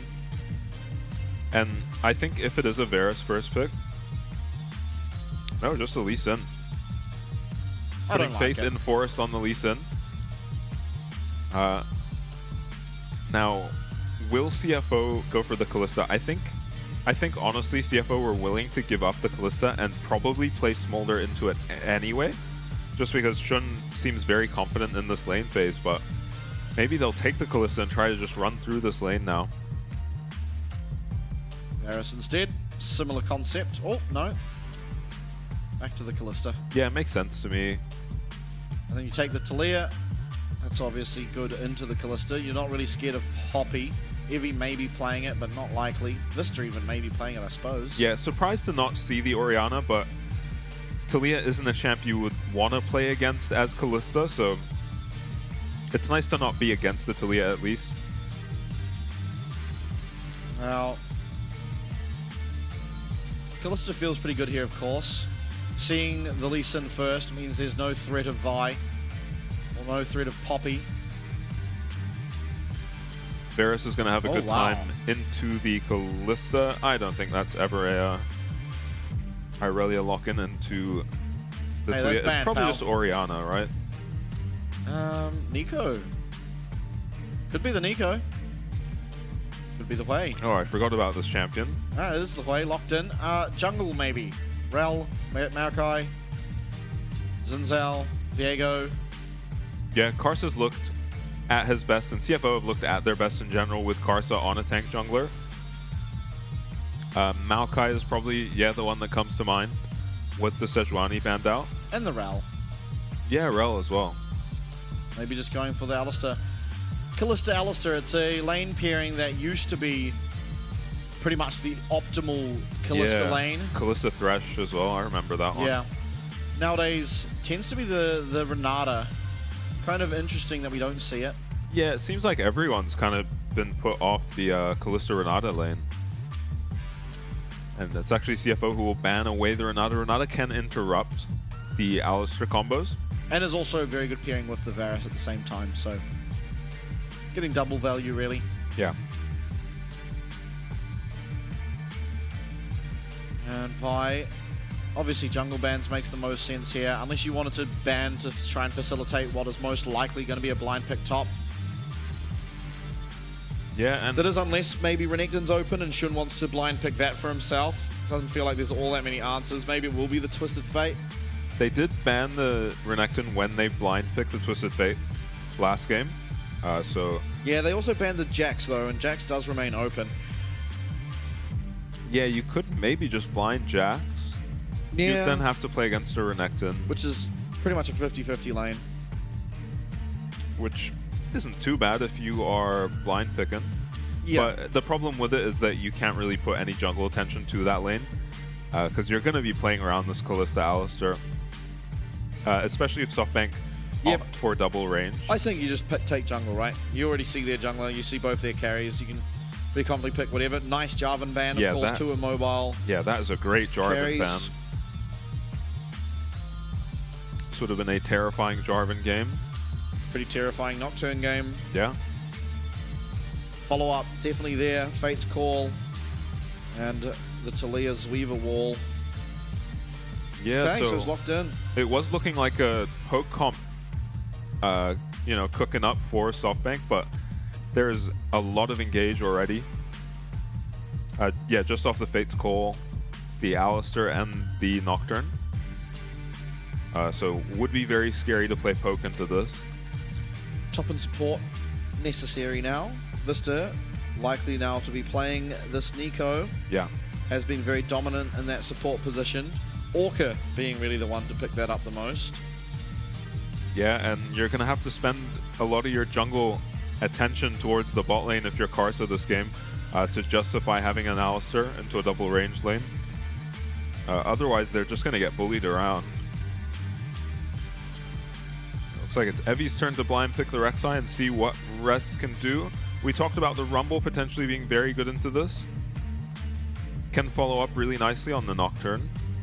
Yeah. Gives you a bit of early pressure as well, which feels good when you have the Taliyah in your comp. Yeah, or they could just steal Evie's idea and go for the Twisted Fate. Maybe they will. Okay, so it is going to be that Twisted Fate. Of course, Hui and Varus both are going to be vulnerable to Twisted Fate, Finding a Destiny, follow-up coming through from the Nocturne, from the Talia, from the Alistair. There's not all that much threat, really, onto Shun's Callista either. Yeah, especially Dasher this game, who's not going to have Cleanse. He's not going to be able to take Cleanse. So this is looking like a terrifying game to be Hui.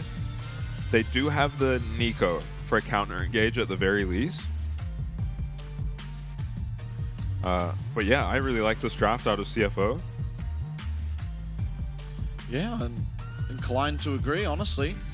We'll see if they can make it work. They are, again, match point. Yeah, back against the wall now. It requires a reverse sweep if they want to go forward and face their rivals, their former teammates in PSG, who are waiting comfortably already in that grand final. Whoever wins here, in this series at least, yeah, they have their work cut out for them. Yeah, PSG are looking mighty strong. Yeah, and they've got to go play tomorrow, same time tomorrow. Actually, an hour early tomorrow. Yeah, well, it depends where you are. If daylight savings exists, then it's an hour early. If it doesn't, it'll be the same time. Yeah, I forgot some places just ignore. For us, blessed be daylight savings. We get to start at 9 p.m. instead of 10, and that means I don't get home at 3 in the morning, occasionally 5 in the morning. You know, if there's an egregiously long pause. So both ADCs going lethality this game. Yep. And Glacial for Sword Art on the alley. That's not a winning trade for a Nocturne. That's a really losing trade. Rest is here, though. Yeah, Rest shows up with a gold card. Escort the president. Yep. Karsa does get beat up, though, and he's going to have his back delayed, but should be in time? Maybe not in time to really start. I mean, Evie didn't take Q. Yeah, Evie can't do anything. Yeah. Even if he did take Q, he wouldn't be able to burrow, so... Yeah, he's just going to watch that guy recall. Yeah. Keep him honest. Make sure he doesn't try crawl back into his jungle. Gory, second game now of Talia in the series. Game number 1 looked pretty rough. Yeah. This time he's not going to have all that pressure on him. The TF that was... Yeah, the TF and the Sejuani, Sejuani, right? yeah. There's just a lot of CC on that comp. Far less reliable CC on the SoftBank comp this time. It's Vista and Evie. And Dasher. And Marble. Everyone's got some And CC. Forest. Yeah, everyone's got some CC, but it's mostly in skill shots. Yeah. I mean, no surprises here. The pinata that is Alistair. Yeah, level 1 alley, not up to much, and Possibly one of the worst champs. yeah, maybe the. Oh, no, maybe, well, yeah. I mean, who else contends? Leona. Although Leona can start E and is a little bit stronger. Oh, wow. Yep, Sword Art gets beat up. Shun loses his cleanse, and What is Ignite? He just cleanses the Ignite. yeah, so this is maybe the problem with the Nocturne. It's a good pick for the game, but he just cannot come bot anytime soon. Junjia would. Yeah, true. Junjia would be here level 4 on the dot. About 4 minutes. Oh, we flash into a skill shot. Oh. But alrighty. Oh, God, what is happening? Gory's very, very low. Karsa comes here to make sure his mid lane is going to survive. Forrest messes up the Q flash. Otherwise, that was actually a kill on Gory. He ends up getting so low. And Forrest, at this point, he can't believe the Nocturne around. Nocturne is actually very strong 1v1 at this point in the game. Yeah, just getting a feel with the lethal tempo, you probably do. You come near to out-damaging the Lee Sin. It's hard to fully say yes. You know, Conqueror does exist. He has Omnivamp coming through from Safeguard. Yeah, and I mean, well played by Dasher. He sets this up perfectly, even predicts a flash out of Gory, but Forrest messes up his Q flash. And yeah, Dasher just dodging out of everything, Ain't that landing League of everything. Legends. Yeah, little disaster. That play feels a lot better when you're the team up 2 games. Yeah, I mean, ultimately it's a lost Summoner's trade. Yeah. in total for SoftBank, but Yeah. still, the Talia now without Flash, it's going to be vulnerable to Elisen, of course. But Hui, much the same against Karsa, won't have Flash when Karsa gets access to Paranoia. Yeah, and Karsa's made his way to the top lane. He's on top of a ward, though. We'll see what Dasher does. It looks like Dasher's going, or Forrest is going for a gank mid. Yeah, no Flash on Talia. Seismic Shove will connect, and Gory does manage to dodge his way out of that fear, and Yeah. with some nice movement there, does narrowly avoid it going down. Yeah, so far so good for Gory. He kind of fell down to a lot of these ganks in the previous game. He had 3 deaths, you know, by the time he was level 6 in the previous game. You can tell SoftBank are really focusing him. Heavy making sure he can crash this wave, even taking a couple tower shots for it, and he's not going to be able to walk past him proxy though, which maybe puts his wave in an ugly spot now. Is still Rek'Sai though. Isn't he just? So a lot of this poke not going to matter at all. Doing fine in the lane. It wasn't really in the lane phase that Evie was getting anything done in these last 2 games on the opposite side of this matchup. Forrest getting Void Grubs for free again. Yeah. Yeah, Sword Art was the one getting Void Grubs in game 2. Sword Art? Sorry. That guy's the best. Karsa. Yeah, it did follow a fight that Yeah, it was a disaster. went in the shape of a fruit, often comparable to an apple. Maybe slightly less flavoursome. It depends. Depends on the pair. That's true. Oh! Yeah, well, Ori. Ori's dead. He's just getting ganked on repeat. Yeah. No flash on the Talia, and Dasher now once again finds himself with an early kill in that mid lane. Not Ari this time, but worrying trend nonetheless. And this game plan is working so well for SoftBank just because just barely gets caught out. And Dasher has been dodging these shoves very cleanly. Has the red potion. You know, the most egregious part of that is you can actually just walk down through the bottom side of your tower and put a ward Yeah. in that bush Yeah. without walking face first into it. Yeah, good timing from Vista. Yep, and he's having a good series. And the rest of CFO, what can they really do to punish how much time is being spent in their mid lane? Kalista Alistar cannot engage these 2v2s. They're just constantly poked out of the lane, forced off the wave, down a bunch of XP. Sword Art level 4 while Marvel is level 6. And no Aftershock on this alley means you might just be able to kill him. Oh, Karsa. You know, he's not going experimental Hex play. No. I believe we're going We're going Stride Breaker. Yeah, if it I like was that. Profane Hydra, I'd hate it, but it would also be extremely based. Yeah, I would love a Profane Hydra, but... And I mean, it's quite good this game, but Stride Breaker, good. Yeah, no, it should be Stride Breaker. But if it was Profane Hydra, I would not complain. Yeah. I'd love to see it, honestly. Oh. Maybe. This matchup looks very silly every time we look up here. Yeah. I mean, every Rek'Sai matchup kind of looks like that. Arguments for the Japanese GOAT, Evie, certainly looking strong on the Rek'Sai yet again. Yeah. And Vista didn't even have to use his flash. Did lose his ignite, but that's coming back up soon. And Sword Art's gonna, or Karsa, sorry, I keep mixing them up. He isn't gonna recall here, actually. He's gonna stay, so Sword Art has his flash. And yeah, SoftBank are just, again, not gonna be there when Karsa is in position to gank them. Oh, Vista now walking up that river, looking for Gory again. Flash available for Gory on the Talia now, but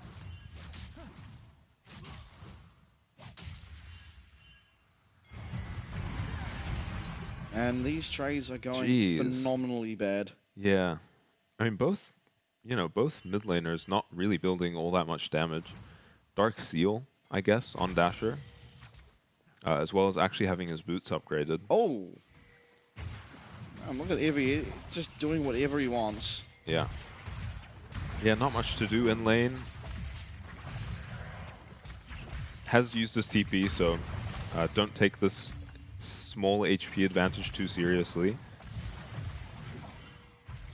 He's having a great time. Is trying to get this proxy and hasn't managed to do it quite yet. He is, I guess this counts. Did lose one creep.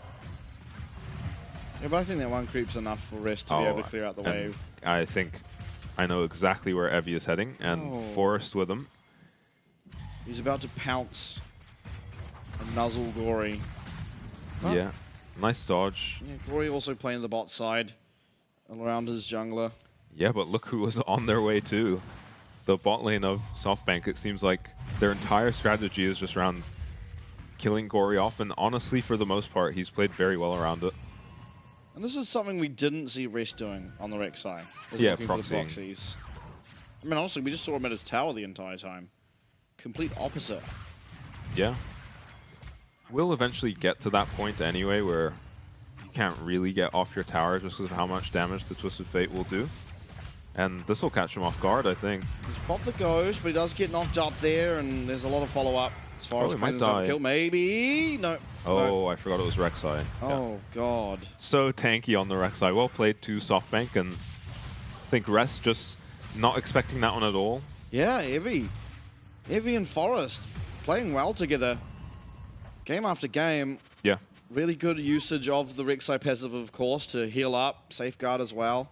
I think without the shield coming through from Lee Sin, maybe Evie just goes down. Yeah. And another just really coordinated play. It feels like SoftBank are always right there as the CC is landing from a teammate to follow up on it. So far, very coordinated early game. Opportunity now available for Shun on the Callista. Yeah. He had his choice of AD carries this game. Opts for the lethality Callista. Not sure I like it. Yeah, it's not been working out right. 20 CS down. Not how you want to start the game as Callista. Yeah, admittedly, unlike the on-hit Callista, you do have ways of doing damage later on in the game. On-hit Callista, you know, you get to 5 items and it's pretty hard for you to stack up Rend. Yeah. You're just too short range and there's too much CC that's point and click that can land on you. One bit of CC pretty much and you are immediately just taken out of the fight. And also, so far this series, CFO are yet to pick up a dragon. Now there is a mountain dragon alive now as we are looking. Nice amount of damage coming through from Shun as he does get the cleanse as well. Flash forward and Paranoia. It is one very dead Varus. Shun claiming that one with the Rend. A lot used though.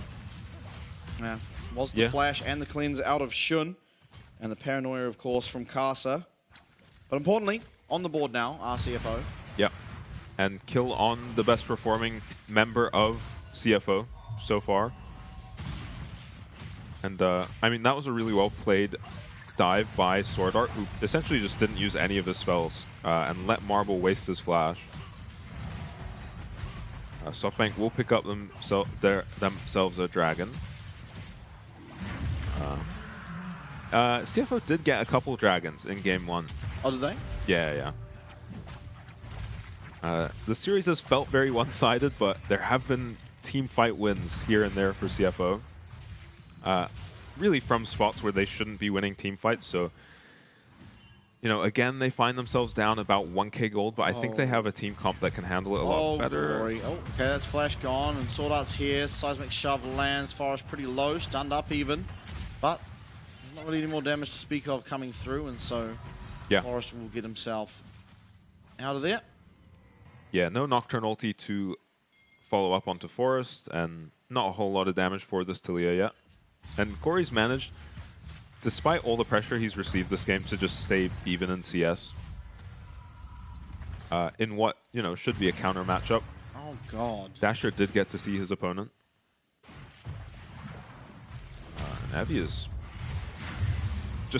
he's just seen Karsa on a camp and sprinted down. This is Udyr-esque, except much later into the game.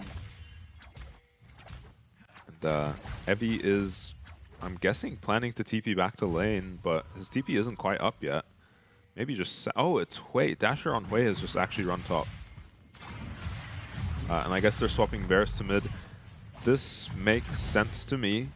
Varus is going to be a lot less vulnerable to these Nocturne ultis in the mid lane. Shorter lane. Forest might just be picking up this Rift Herald.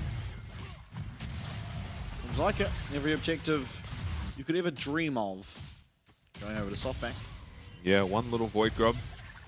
Going to CFO. Look how much. Look at the extensive tunnel network that was built into Karsa's jungle until he's able to clear out a bit now. He's going to get some quality time with the tower, but doesn't do a whole lot of damage to it. And Rest is probably not going to bother fighting him off of the wave and just make sure he picks up the CS, because his objective in this lane as the Twisted Fate is just get farmed up, get to rapid fire as soon as possible, and then just become a team fight monster. Yeah, I mean, this must have been a very late tier for Marble. Hui does stack it very slowly. No, I mean Marble. He's got 87. Oh yeah. Yeah, that's fine. Yeah, it usually takes you so long to get the Manamune anyway. Yeah, and Varus also does stack it slowly, but yeah, definitely not this slowly. And he still has his little level 6 pot. I forget the name of it. Is it just the Elixir of Power, maybe? Oh, I can't remember. The only champ I play that uses that is Cassante. And I don't look at it, I just press it as soon as I all out someone. Rest starting to put a little hurt onto Evie now. Yeah, there we go. That's what we like to see. Signs of life. Yeah, defending his wave now. I don't think Evie can just... Oh, flash available. Gonna commit it. Here comes everything. Kitchen sink flying now at Dasher. And that's gonna be a kill picked up. Nice and well organized. Yeah, not a whole lot you can do against that. Dasher, no flash up. Sword Art punishing him with the help of the 2 semi-global ultimates from his teammates, and SoftBank are going to try pressure mid now. They probably just pick up this they turret. get this tower, which is a great answer. Cleans, but it's going to be met by the Sonic Wave. Bit of damage back, but it does force out both of those summoners from Shun on this Callista, getting a little bit too far forward. They do lose that mid tower, which they always were going to. Yeah, I think Forrest playing a little mind game there. In the previous game, he was flashing there for the kick every time. This time, he just takes the Q and lets Shun use his flash. Gets to keep his flash on the Lee Sin. And now he can punish Shun with a flash advantage if he does find him in that spot again. Cleanse and flash down for the Callista now. Edge of Night on the way will help out, but he has to survive a couple waves in mid and 30 seconds on Dragon.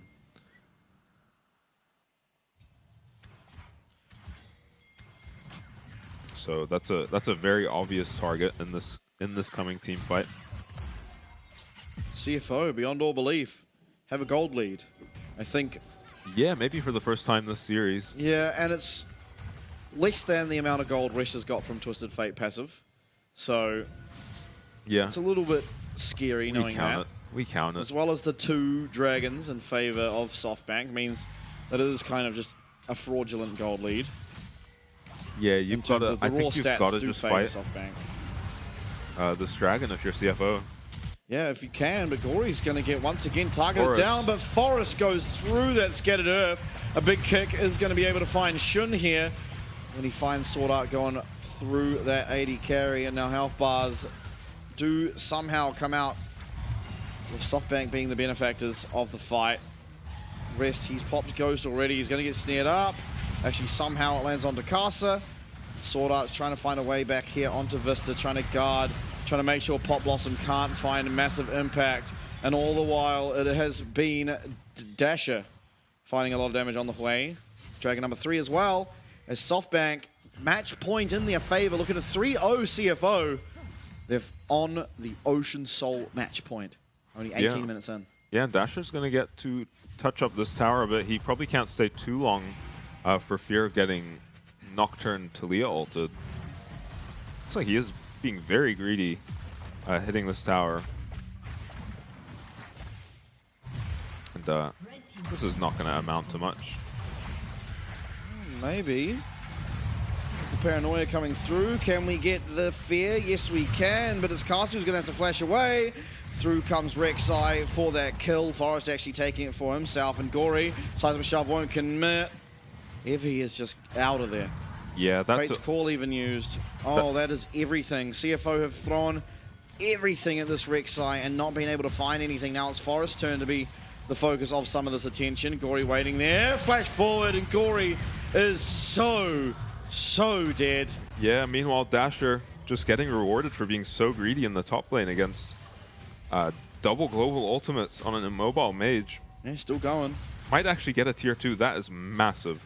That is essentially... No way he's getting this. Never mind. Oh, Evie. I mean, we're still looking for this Rek'Sai. Oh, they might kill him. Yeah, maybe. He's got a tunnel system. Okay, there's a lot of spears. Rend, not enough. No way. Okay, blue card gets it. Rest able to get that kill. Finally. Yeah.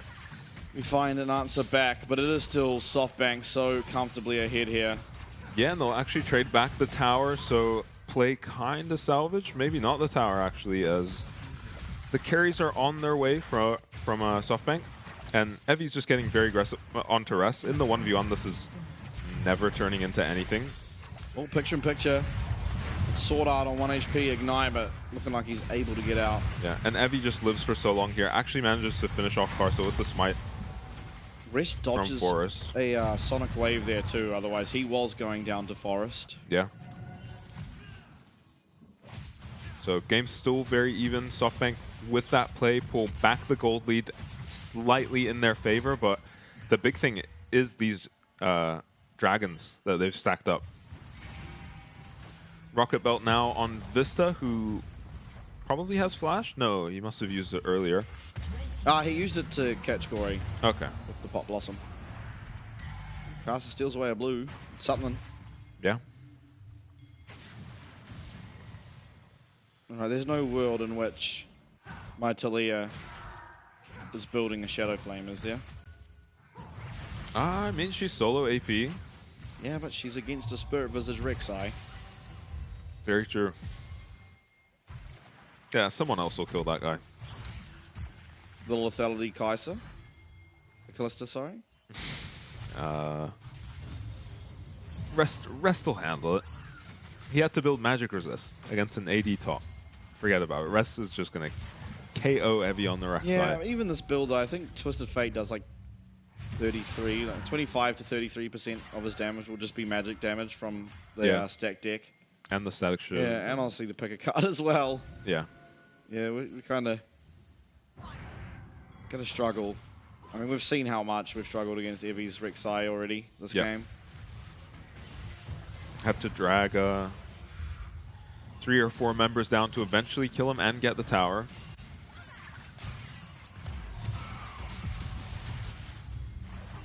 And now, of course, Dragon Soul 1 minute away.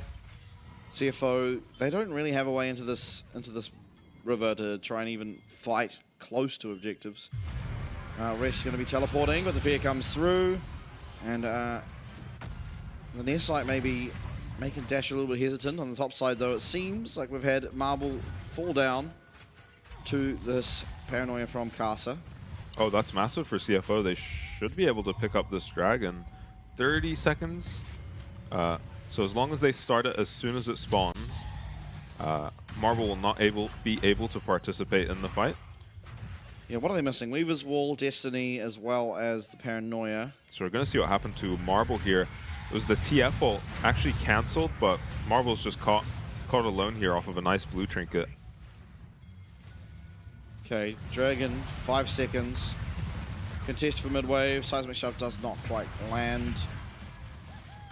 Yeah, Marble's on his way, and CFO have not started it yet. SoftBank are actually zoning them off. Yeah, and this range coming through from Dasher is so annoying. We found out engaged. It's on to Forest, but there is not enough follow-up. He does have to lose his flash. Evie, he's waiting in the wings. Marble will be here now. How do you pilot this fight? It's do or die now for CFO. Their entire split depends on this one singular fight now. Evie's in. There's Rest trying to toy around. He's got the rapid fire cannon. Can he find a crucial stun onto a crucial member? The route here onto Sword Art. He does have that unbreakable will available to himself. He is half HP now, though. The flash forward from Vista, they find the route, they find the kill. That's going to be Rest going down first of all in the fight, and Evie's in the back line. Sword Art, he's getting focused down. They're able to find the stun there onto Evie. It's going to be the Ocean Soul going over, however. No, it's not. Casa, he comes in, he gets the steal. Evie might be going down. It's a double kill, though, as a Pop Blossom comes through. And all of a sudden, it's going to be 3 members charging down these 2 of CFO. The Weaver's Wall trying to get Gory out, but Sword Art is a man on a mission. There is no real way that this Alistair ever survives here, as Forrest is going to locate him in the bush. There's the Sonic Wave, the Resonating Strike, even the Ward Jump for good measure, and this Alistair is very, very much dead. Baron now pings onto it. Soft Hawk, they have 3 members already here, as Forrest is going to be able to get there in no time. Teleport coming through here for Gory, probably just to answer some minions in the mid-wave. Yeah, not the fastest Baron, and Karsa is up now, though he doesn't have the Nocturne ulti to get here. Oh, Destiny's available. I mean, what can you really do? Yeah. It's just 5v2. Yeah, it looks like it's just Baron. Ultimately, Dragon traded for Baron. SoftBank find a really nice fight, even though Karsa does manage to steal the Dragon. It just walks into the pit, I think. Yeah, and Sword Art gets chunked out hard, and it's this pick from Vista, honestly. Timed with his mid laner's ultimate as well. Verisult is able to follow up, and I mean, you have to play aggressively like this on the Twisted Fate, but he gets punished. Oh, he did flash, okay. I didn't see the flash. I thought he just walked in there and... Yeah. Junjia style, actually. He's done that on Nocturne once. Just walk in. Yeah, just strolled in, did it. This was back before Maple was on a mission, though, so he strolled in. Do you remember? He strolled in, stole a Baron, and in PSG, they were behind, and they just chose to fight anyway and all died. Oh. Classic. So... Yeah, still, I mean... CFO bought a bit of time. They've lost the Baron. Backs are still very much against the wall. But they have allowed themselves a little bit extra time. A little bit of breathing room around those dragons. 3 minutes until a potential another soul for SoftBank. They were one smite fight away from having it. Yeah, they still pick up the Baron for themselves and will whittle away the spot tower. Weaver's Wall coming through, so is Destiny, so is Fate's Call, so is Paranoia. Everything's coming down, and it's a knockout. That's going to be a very, very dead Hui. As signs of life still here for CFO. Pop Blossom not going to be able to land onto Rest, who does flash away. Vista also missing that snare. Evie going to be the focus. Gold Cut does land onto him. He does go unstoppable, but he's not going to be anywhere near here where he wants to be. Tunnels are going to make it very annoying to try and hunt this guy down. Yeah. Gold Card once again does land. Just one more bit of CC, a bit of slow, and there we go. We do get the second kill. CFO able to pick up another team fight win off the back of a very decisive engage. Yeah, a little bit of a heroic gesture from Evie at the end there. Just heads the opposite direction of his team so that no follow-up kills can be picked up by CFO. And yeah, we were worried about this Hui for good reason in this game. It is hard to survive against the engage coming through from the side of CFO, and Ooh. For good measure, Karsa actually spell shields the Verisult during that fight. Yeah, and Verisult comes out right there and wasn't even close to landing, but that's all right. Sometimes you just got to throw it out there. Yeah, it is honestly such a short cooldown. It's almost halfway back up again. Yeah, it doesn't matter. Lethality, Varus gets his ultimate very quickly. Yeah. In the team fight, it is very impactful to miss it, but when you're just fishing for a pick or even some poke, you can just chuck a Varus ulti out. Yeah, it's going to be, most importantly, back up by the time this dragon spawns. Yeah, and that's a 1k negative. Yeah, I was going to say. Baron power play, so... CFO, they're close in the gold, but they are just constantly against this threat of the Ocean Soul coming through. Yeah, this whole series just feels like one team claws a lead, and the other team just immediately wins it back. And they're just going back and forwards, trying to hold on to their leads. Has usually been SoftBank with the lead, unfortunately, for CFO. 40 seconds now. key ultimates coming back up. Rest still needing to wait for his destiny. Of course, will be available by the time this dragon spawns. And Dasher now has his flash available to himself as well. So we'll be a bit safer. One thing to certainly watch out for is this Pot Blossom. Can Vista find a nice flash engage? He's got the Rockabout, he's got the Zonyas. He's going to be able to get in there, look for the knock-up, get vulnerable, and see what follow-up can come through on it. Flash, Rockabout, and the Seeker's Arm Guard for Vista. Going to be one to watch this fight, and Rest is he going to be able to have impact in this fight without his flash? He is so vulnerable. Yeah, no Ghost, no flash kind of Fate. sucks. Vista is a minion, but he's a minion that's just sidestepping everything. Unbreakable Will going to be popped by Sword Art, but he's not able to find the way onto Dasher. Yes, he will. So will Casa. Do they able to get in? The Seer Shield coming through, and it's no Shun who gets stunned up in the middle of that fight. He's a 1-for-1. The mid laner is taken out. Casa able to find one kill there onto Forest. It's 4v3 now, but Evie is looking infallible. Rest. He's finding the damage. The fear comes through, and Casa has played this fight out of his mind, managing to pick up that win. Vista and Marble with it all to do. Rest though, full HP. We were worried about him in this fight. Looked very, very solid. But Casa, I think, has to be the MVP there. So much impact. Not all that much damage, but just barely surviving, finding the CC, finding the constant damage coming through. So they can go for the steal with the Varus Q here, but that's about it. You don't expect that to really steal the objective ever. I think it does more damage if it's empowered than Smite. Even just 3 items. Yeah. The empowered Varus Q, because it's like, pretty sure it's like missing health, execute, So it's a nice flash, honestly, from the Hui, but he doesn't get over the wall with it. He does get all his spells off, and Shun actually just commits to making sure they finish off this Hui, and once he goes down, Rest is just free hitting this entire fight. Dodging out of a lot of CC from the side of... oh, nice shove. I didn't notice that. Shove to interrupt Evie's dash there. And yeah, CFO pick up a fight, even up the gold, and almost even up the dragons. Oh, there's a chain of corruption and a lot of damage. Unbreakable Will going to be forced out. Sword Art very, very low. He's going to get hit by absolutely everything. Yeah. Alistair ultimate saves Sword Art there. Is a much longer cooldown than the Varus ulti, but is still a very hard window to punish. Force is just hitting Baron. This is one way you can look to punish, but it doesn't feel the safest in the world, as this is essentially a poke Callista, as well as you can just find yourself in a world of trouble very quickly with champions such as the Twisted Fate, Talia, even the Nocturne. 10k, Baron HP, nice seismic shove there, lands onto 2. Paranoia used as we found our way once again onto that back line. This time it's Marble. He does get that cleanse, but it's mistimed. Doesn't matter though, as they are able to find 1 kill back. Shun, it's a 1-for-1. Dasher though, he's stuck in that Baron pit. Can Rest find his way in there? Yes, he does. Auto attacks, 1 more is all it will take. He does find it. He's knocked up. He got the flash over the wall. Sword Art so low as Gory's trying to find the damage. Not going to be able to. It's Gory versus the world. And flash on. Will Gory be on the Talia now? Piercing arrow does land, and Gory is so low. Dodging out of it yet another. Oh my god, the Sonic Wave. Anything will jump through, and Gory is taken out. It's an ace. Another Baron will be looked at. Not a lot of damage. Yeah, do they have the damage to actually do this? I mean, they have so much time to do it. Yeah, Dasher with teleport, 25 10 seconds on Karsa. No, it looks like they have enough. And honestly, this team fight was just Forrest running amok.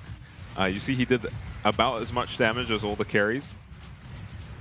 More damage than his Hui. In Dasher's defense, he is getting focused very hard in these fights.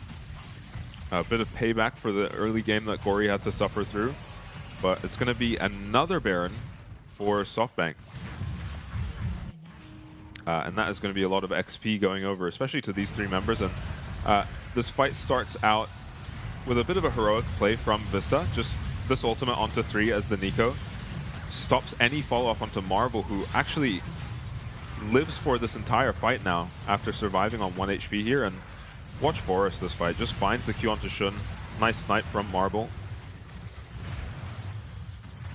And I guess he finds his way onto Rest eventually. No, it's the Rek'Sai ulti. Just SoftBank. Every member of SoftBank playing that fight just individually very well. Yeah, and they're looking poised to head on to our grand final tomorrow. They still got to get it done, of course. Yeah. Yeah, CFO are not going to make it easy, but they definitely are in the driver's seat now. Still just a 3K gold. It feels hard to extend these gold leads against CFO. They always just manage to get some kills, win a couple fights here and there. Now, I think the big difference we saw that fight was Kasa got his way onto Marble, but no one was able to follow up. Yeah, it was I think Gory might have been Vista. able to, but went the other side of his ultimate. Wasn't willing to commit that deep into the fight. It's hard Yeah. to say whether that's correct or incorrect, of course, because, I mean, maybe he goes in further and just gets immediately blown up. Yeah, it was... Vista landed a 3-man ulti. That too, yeah. So it just made follow-up onto Marble so difficult. And then once you live on the Poke Varus, it doesn't actually matter that you're chunked out like it might do on other ADCs. He was just able to finish off kills and find a lot of damage in that fight. Oh. We did not. Forced with some technical difficulties. Discipline. Though we've seen those plays go horrifically. Yeah, that's an last game. immediate, oh, well, I'm committed now. Let's make this even worse.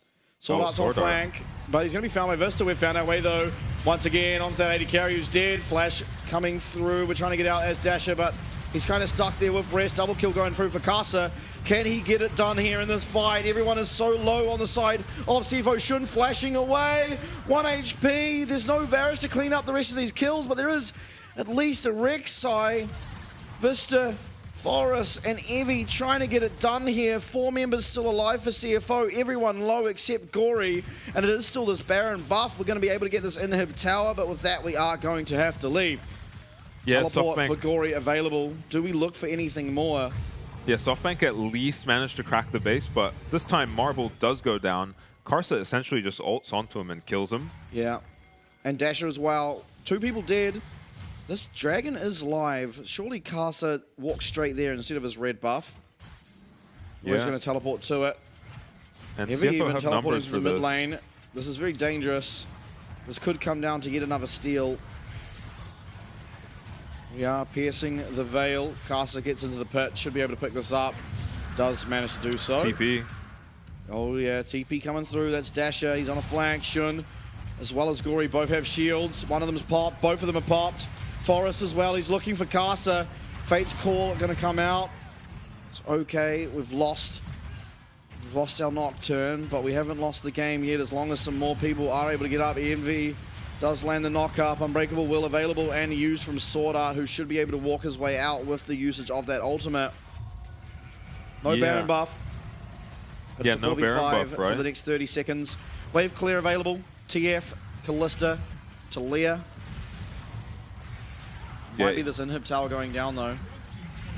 Yeah, can they commit for the inhib? It is 4v5 at the end of the day. Nice flash. It's going to mean that Pop Blossom isn't able to find any value whatsoever. In fact, Vista getting chunked down pretty low.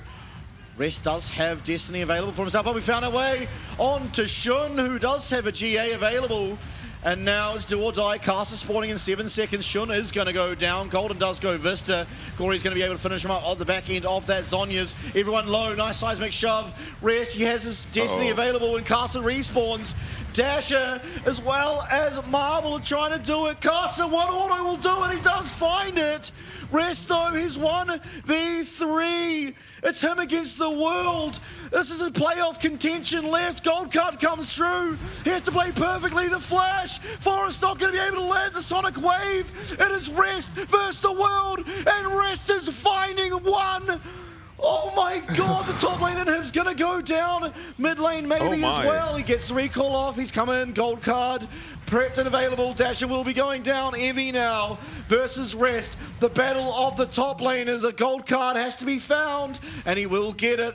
Rek'Sai ultimate not available. Does manage to find some follow-up damage here though, but Rest, he has done it. He saved the game for CFO.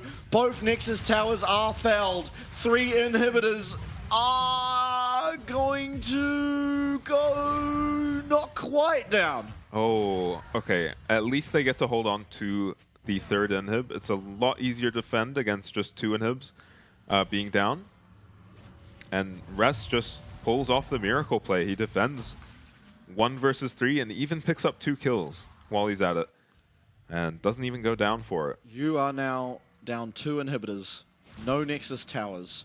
Baron spawning in 14 seconds, Ocean Soul in 2 minutes for either team, and you are against match point. CFO, if you want to win, you have to be perfect from here on out. Yeah, and Vista, is that a bug or is he a level up on his ADC? No, he's just cloned as the Rek'Sai, so surely, he gets right? the Rek'Sai's level. Okay. Oh, thank God. If he's just dead, if there's no way out, surely. Maybe not. Not a lot of damage. He's not. Rek'Sai's a champion in League of Legends, ladies and gentlemen. Yeah. Very low, though. Doesn't have teleport available for himself. Weaver's Walk comes out, and Forrest is split off from the rest of his team. But we're not able to find much follow-up damage. Evie's back to full HP, and we found a knock-up onto Gory. No flash available. Gory is caught out, and Gory is absolutely annihilated. Rest now. He's going to have to try and find a way in to help his team kick from Forrest. Save sort up for the time being. Knock up even as Forrest does have safeguard, and Evie's found his way onto Shun. Not quite. Casa, he's in the middle of this fight as Rest being looked at. It's the spiraling despair. Rest is gone. He saved the game for his team, but Rest giveth and Rest taketh away. And 40 minutes it took, but only 3 games as SoftBank, the representatives from the LJL, staying at the Grand Halai Taipei, take game number 3, and they will go on for their rematch against PSG tomorrow night in our grand final. And of all the games for them to manage to win cleanly, of all the series for them to manage to just win 3-0, it's not DCG, it's not Frank, somehow it's CFO. Wow, and tomorrow is looking very exciting now. Both these teams in our final have just destroyed CFO, a favorite to win the split. Yep. Based off the regular season. And last time these two teams played, they went to 5. It was an incredibly close game 5 even. It was. Oh boy. Yeah, this is going to be good. Now we get LJL versus PCS. There is one MSI spot. Yeah. One's region is going to be represented. Obviously, it's going to represent the whole region as a whole. But, you know, if you're an LJL fan, you do not want to see PSG win. Yeah. If you're a PCS fan, you don't want to see SoftBank win. Boy, that oh would boy. be ridiculous. And SoftBank, if they win, would have just run the gauntlet of every single top PCS team except Beyond. Yeah, they would have beaten all of them. They have now got their opportunity, a second chance up against PSG. PSG taking them down in what was possibly the series of the split thus far. There was one, it was DCG versus someone. That was an absolute banger. Yeah. I don't remember, who cares? But our grand final is a rematch, a 5-game series. Game 5 won off the back of some heroics from the PCS golden child, Maple. And he's got to do it again. This team looks on form. PSG looks on form.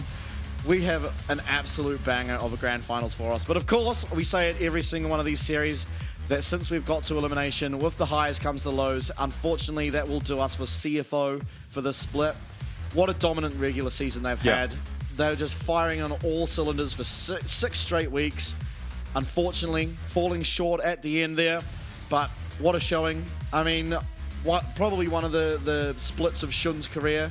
Really, really performing all split long. This series as well. Really tough game to beat Kalista. Picks it up first, gets answered by a lot of things that does very well into it, outranges it completely, and still tries to do his absolute best. The 2 games prior as well, kind of being the only hope that the team had after quite a lot of mistakes coming through early off the back of his other teammates. But in general, everyone's had their moment to shine on this roster, but unfortunately it was not quite enough. The powerhouse from the LJL do get it done. Yeah, and I mean, credit to the CFO roster. I hope we do get to see more of them next split, because this is just how strong this team was, that it's disappointing that they didn't make grand final, and they will be very disappointed with that. That is an underperformance based on this roster, but we have to remember it is a new roster. This is 3 new players on a team together. Swordart and Karsa, of course, will be familiar, but it'll be a long time since they've played together, so with some time, this could easily be our best PCS team. We saw glimpses, some glimpses of how... Glimpses, the entire split. Yeah, the entire split, especially that 2-0 win against PSG. Yeah. Really just solidified them as, okay, This is a team where every member of the team can carry, and they can be very coordinated. Everyone can play seemingly every champ in the game, and hopefully more of them next split. Absolutely. I gotta say, I think these Azir, the disabled Azir has thrown an absolute gauntlet into our playoffs. Yeah. I mean... Yeah, Gory was probably our best Azir. Maybe Jimmian. Yeah, it's hard to say, but yeah, he was up there. He was certainly very, very good at the champ. And I mean, it's the same, right? You can say the same for any LCO fans. Ryoma having one of the Azir splits of all time. Yeah. Coming over here, makes it to the playoffs. Kind of against expectations, having it disabled. Yeah, and this was the big fight of this game where Marble manages to survive on a sliver of HP and then unfortunately whiffs the ult, but is able to help his jungler finish Shun off here. And then get a bunch of damage onto Sword Art too. And eventually finish him off. Yeah. Oh, damn. Accurate in this fight. And Gory uses his flash, but eventually does just go down. Oh, 3? Is that 3 in a row? 4 in a row? Yeah. 3 at least. Can I get a 5? Oh, it's going to be 5, isn't it? Yeah. Yeah, 5. Damn. Yeah, and if they just had landed 200 more damage onto him with Karsa's engage, he just doesn't do any of that damage that fight. I think he did 5k damage in that fight, and you're just missing all of that if he goes down. A very team effort here. Yeah. From the back of SoftBank. Look at the gold graph. Yeah. What an absolute roller coaster. Yeah. Up and down, and then eventually SoftBank just win the last fight of the game and manage to snowball. CFO even then still win that team fight in the top lane. Yeah. But and then lose their inhibs and then still manage to rest 1v3s and kills 2. It just wouldn't end.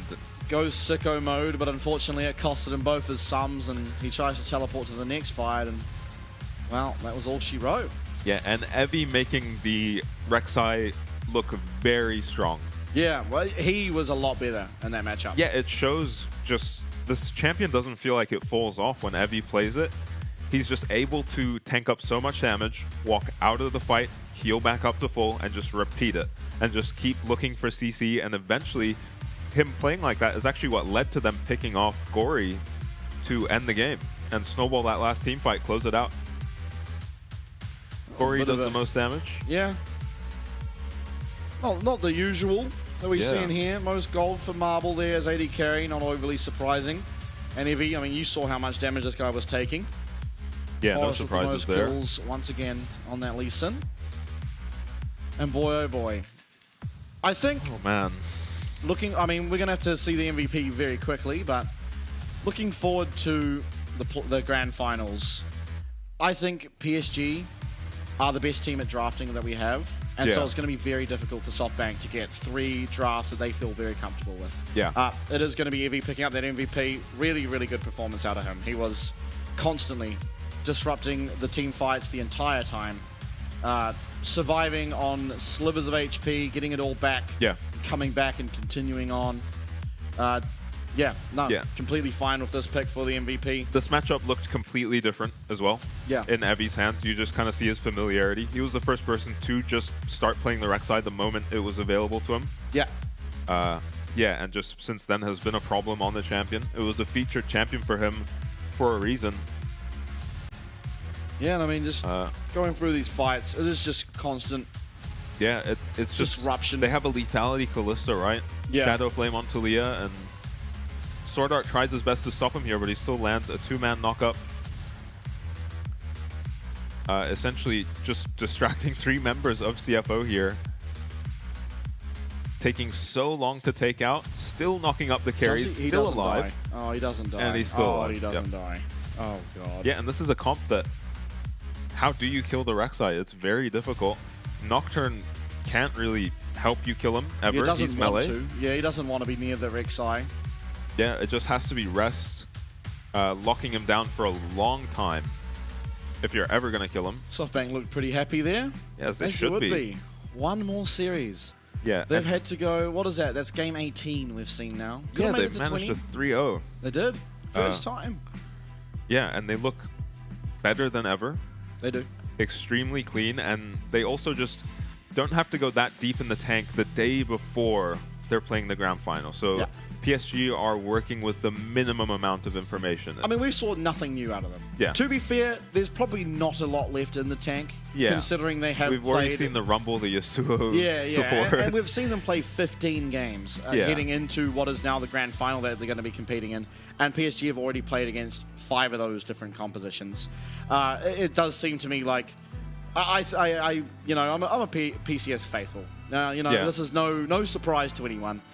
But maybe Hopium, but I think PSG are going to come with a really solid game plan. They are the best drafting team we have. If something works against them, gone. You're not getting it again. And if you are getting it again, it's because they have worked out something that is completely fine into it that they didn't think they needed to pick in the first place. Yeah. The RE, the TF, you're not getting that game 1 and then game 2 after how it looked after game 1. It's just things like that maybe you drop a game, but because you've then learnt, right, screw this. Let's get rid of it. Let's make them show us something else. Because PSG... Even if you have to give them like a Vi. Exactly. Or a Sejuani. Yeah. Or a Kalista. There's ways to play around those champions. Yeah. And instead of just giving them comfort, which they've shown success on, make them show you that they can use these meta picks. Yeah. I mean, you've got Betty, you've got Maple, you've got Jinjia. These are 3 of the longest standing players, the most veteran of our players in the PCS. Their champion pool is an ocean. Maple, how many champions have we seen that guy play over his professional career? I don't know, but it's probably over 50. Yeah, it's a lot. It's going to be a lot of champions. 80 carries, they've all been meta at some point. Betty's going to be able to play most of them. Junjia, I mean, junglers are all the same. There's no difference. You just hit camps. Yeah. Yeah, if he has to, he can play like a Maokai. Yeah. Or a Sejuani. Yeah, exactly. Ral as well. Yeah. But will be just willing to take carries into Forest and is very scary.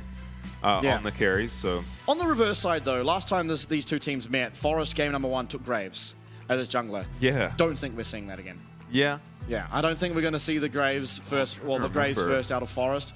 Probably more likely to be the Lee Sin. I think he's looked good at times. There's been some moments. I think he got away with murder in a couple of these games with how he was playing. Even this game, you just opened game 1 with Q Flash. Yeah. Just a little off.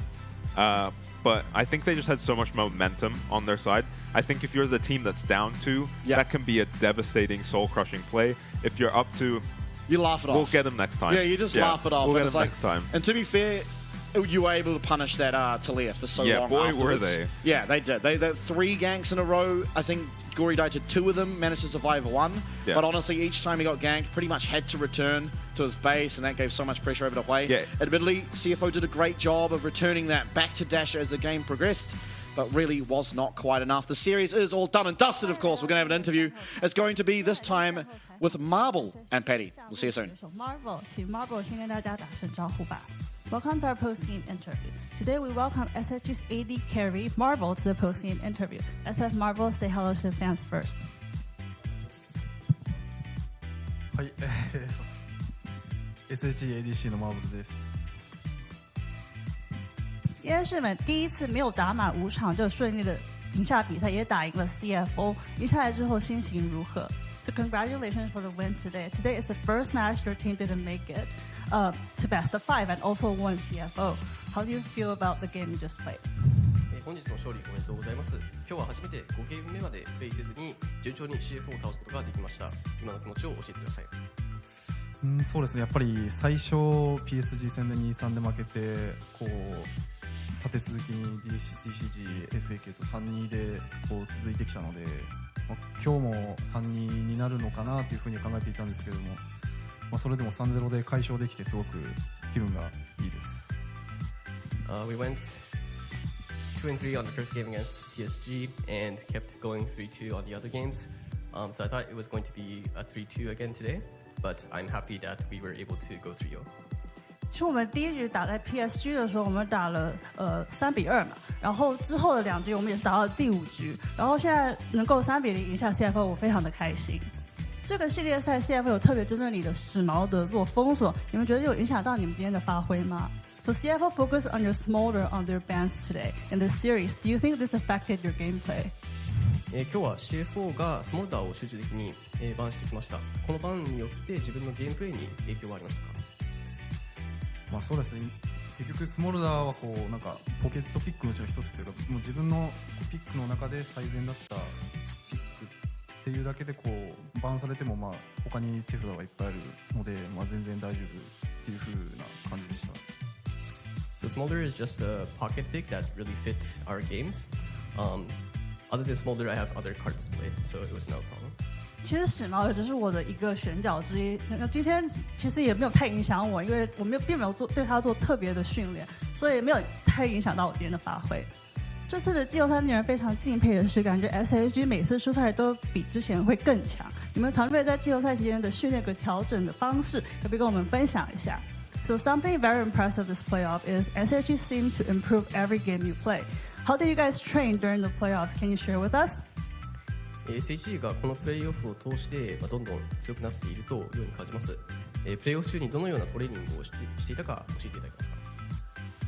まあ、トレーニングっていうよりかはこう実戦を通じてこう試合オフラインの環境でのこう集中力やこう冷静さといった部分がこうだんだんとチーム全体で身についているんじゃないかなというふうには感じます。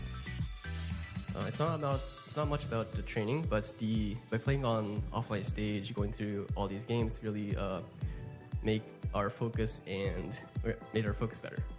其实并不是说做多少训练，而是在比赛上场上打比赛以及线下的这些比赛，让我们能够更有经验，然后让我们能够打得越来越好，这是主要的原因。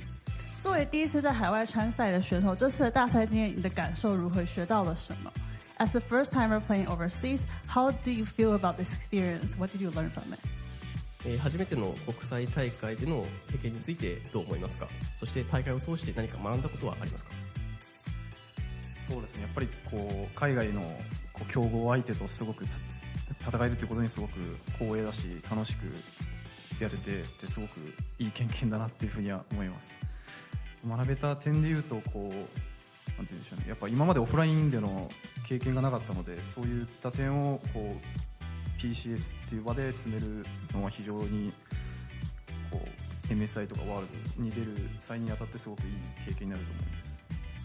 It's an honor to be able to play against these strong teams in international tournament. Getting these offline stage experience is really good for us. 我很荣幸能够在这样大的比赛，在海外的比赛跟这些那么强的队伍打比赛，然后能够玩线下的比赛，这非常开心。我非常的开心能够参与这次的比赛。明天只要再打赢PSG 就能够进 MSI。想问一下有什么决心吗？ So you will be able to go to MSI after winning PSG tomorrow. Do you have any resolution for the game? 明日 PSG 相手に勝つことができれば MSI 出場となります。明日へ向けての意気込みを教えてください。そうですね、やっぱり最初1回2、3で負けてる相手なんで、まあ、でもここまで DCG、FAK、CFO と強豪相手にしっかり勝ててきているので、まあ、最後 PSG にしっかりリベンジして MSI のチケットを取りに行きたいと思います。We lost the first game against PSG in a 2-3, but we've come this far, so I want to win and take revenge. 我们第一次打 PSG 的时候，其实是以2-3输给了他们。那我们再一次能够打他们，我也是非常希望能够报仇，然后呢进入到 MSI。So thank you so much for the interview and congratulations for your win. 再次恭喜你们赢得今天的比赛，也感谢 Marble 选手来到今天的赛后采访。我们把镜头转回主播台。Well, what a gauntlet they have run. Yeah. They have done very, very well. Especially first game in the playoffs up against PSG. They lose it. Very close. Many a team would be very demotivated by that stage. To get it so close, yet just trip over at the last hurdle. That last hurdle being Maple. It's a big hurdle, and they've got to try and get over it once again. But PSG, they look very strong. Yeah. Notably, both teams in our finals now have 3-0'd CFO. One team did it very, very decisively and very, very quick. Yeah. The other one, very back and forth. Okay, it was back and forward, but not actually, right? It was. Well, okay, not in terms of gold lead. I guess. Well, they CFO never really relinquished a lead, but CFO had the gold lead. Yeah. At one point in that entire series. and it was barely a gold lead to speak of. Yeah. And, okay, I'm not going to pretend it was clean from SoftBank, but it was pretty dominant. It was dominant. You are right. It didn't feel like they were close to losing. I think Dasher was very dominant. Dasher, my God. Dasher was a man on a mission, Yeah. I think. And I think after seeing today's series, it's really hard to look at our final without bringing up the fact it will be Dasher versus Maple. Yeah. I think Maple, he had a rough middle of the split. I think when PSG were hyper-focused on trying to make this Orianna Nocturne work, looked pretty rough for PSG. We're out of that phase now. Since we're in playoffs, Maple has looked so dominant. Like, just absolutely running away with games. Junjia as well. He looks unleashed again. Kind of how we saw him at the start of the split, where he was just dominating early games. You know, he'd pick Nocturne and get kills level 4 every single game. Just on repeat. Every single game, kills level 4. 12 kill Rumble jungle game. This team, when they're all firing, are very strong. Yeah. But it's not going to be easy. I mean, SoftBank, there's the argument to be made, right? They've played more games, so they might be a little bit more fatigued. They've shown more of their champions. But on the other hand, they've also now more warmed up to what the stage is like, to how it feels to be on, you know, live in the studio and playing in these high-stakes tournaments. They've gone to 5 games now 3 times. Yeah.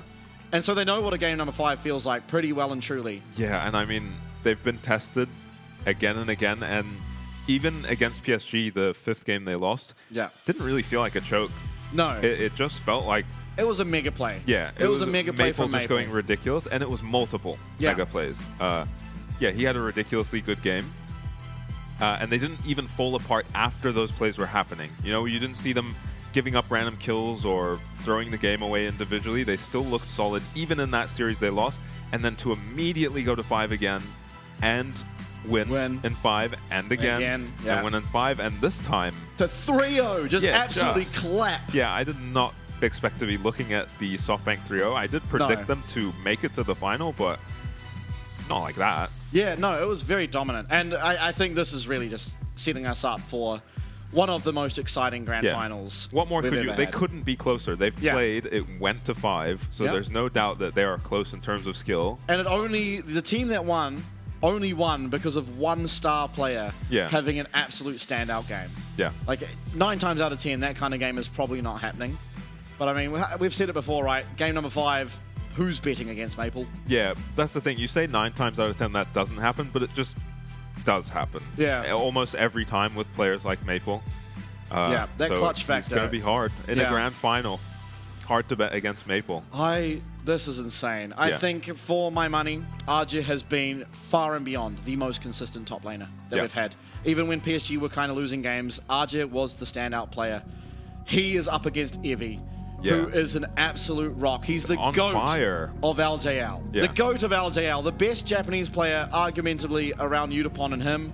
But to ever do it, it's those two against each other. It's Junjia, it's Forest, it's Dasher, it's Maple, and of course in the bot lane, Betty, Woody versus Marble and Vista. It's all tomorrow. This whole season comes down to this. Thank you so much for joining us tonight. It's LJL versus PSG. We'll see you guys all tomorrow for our grand final.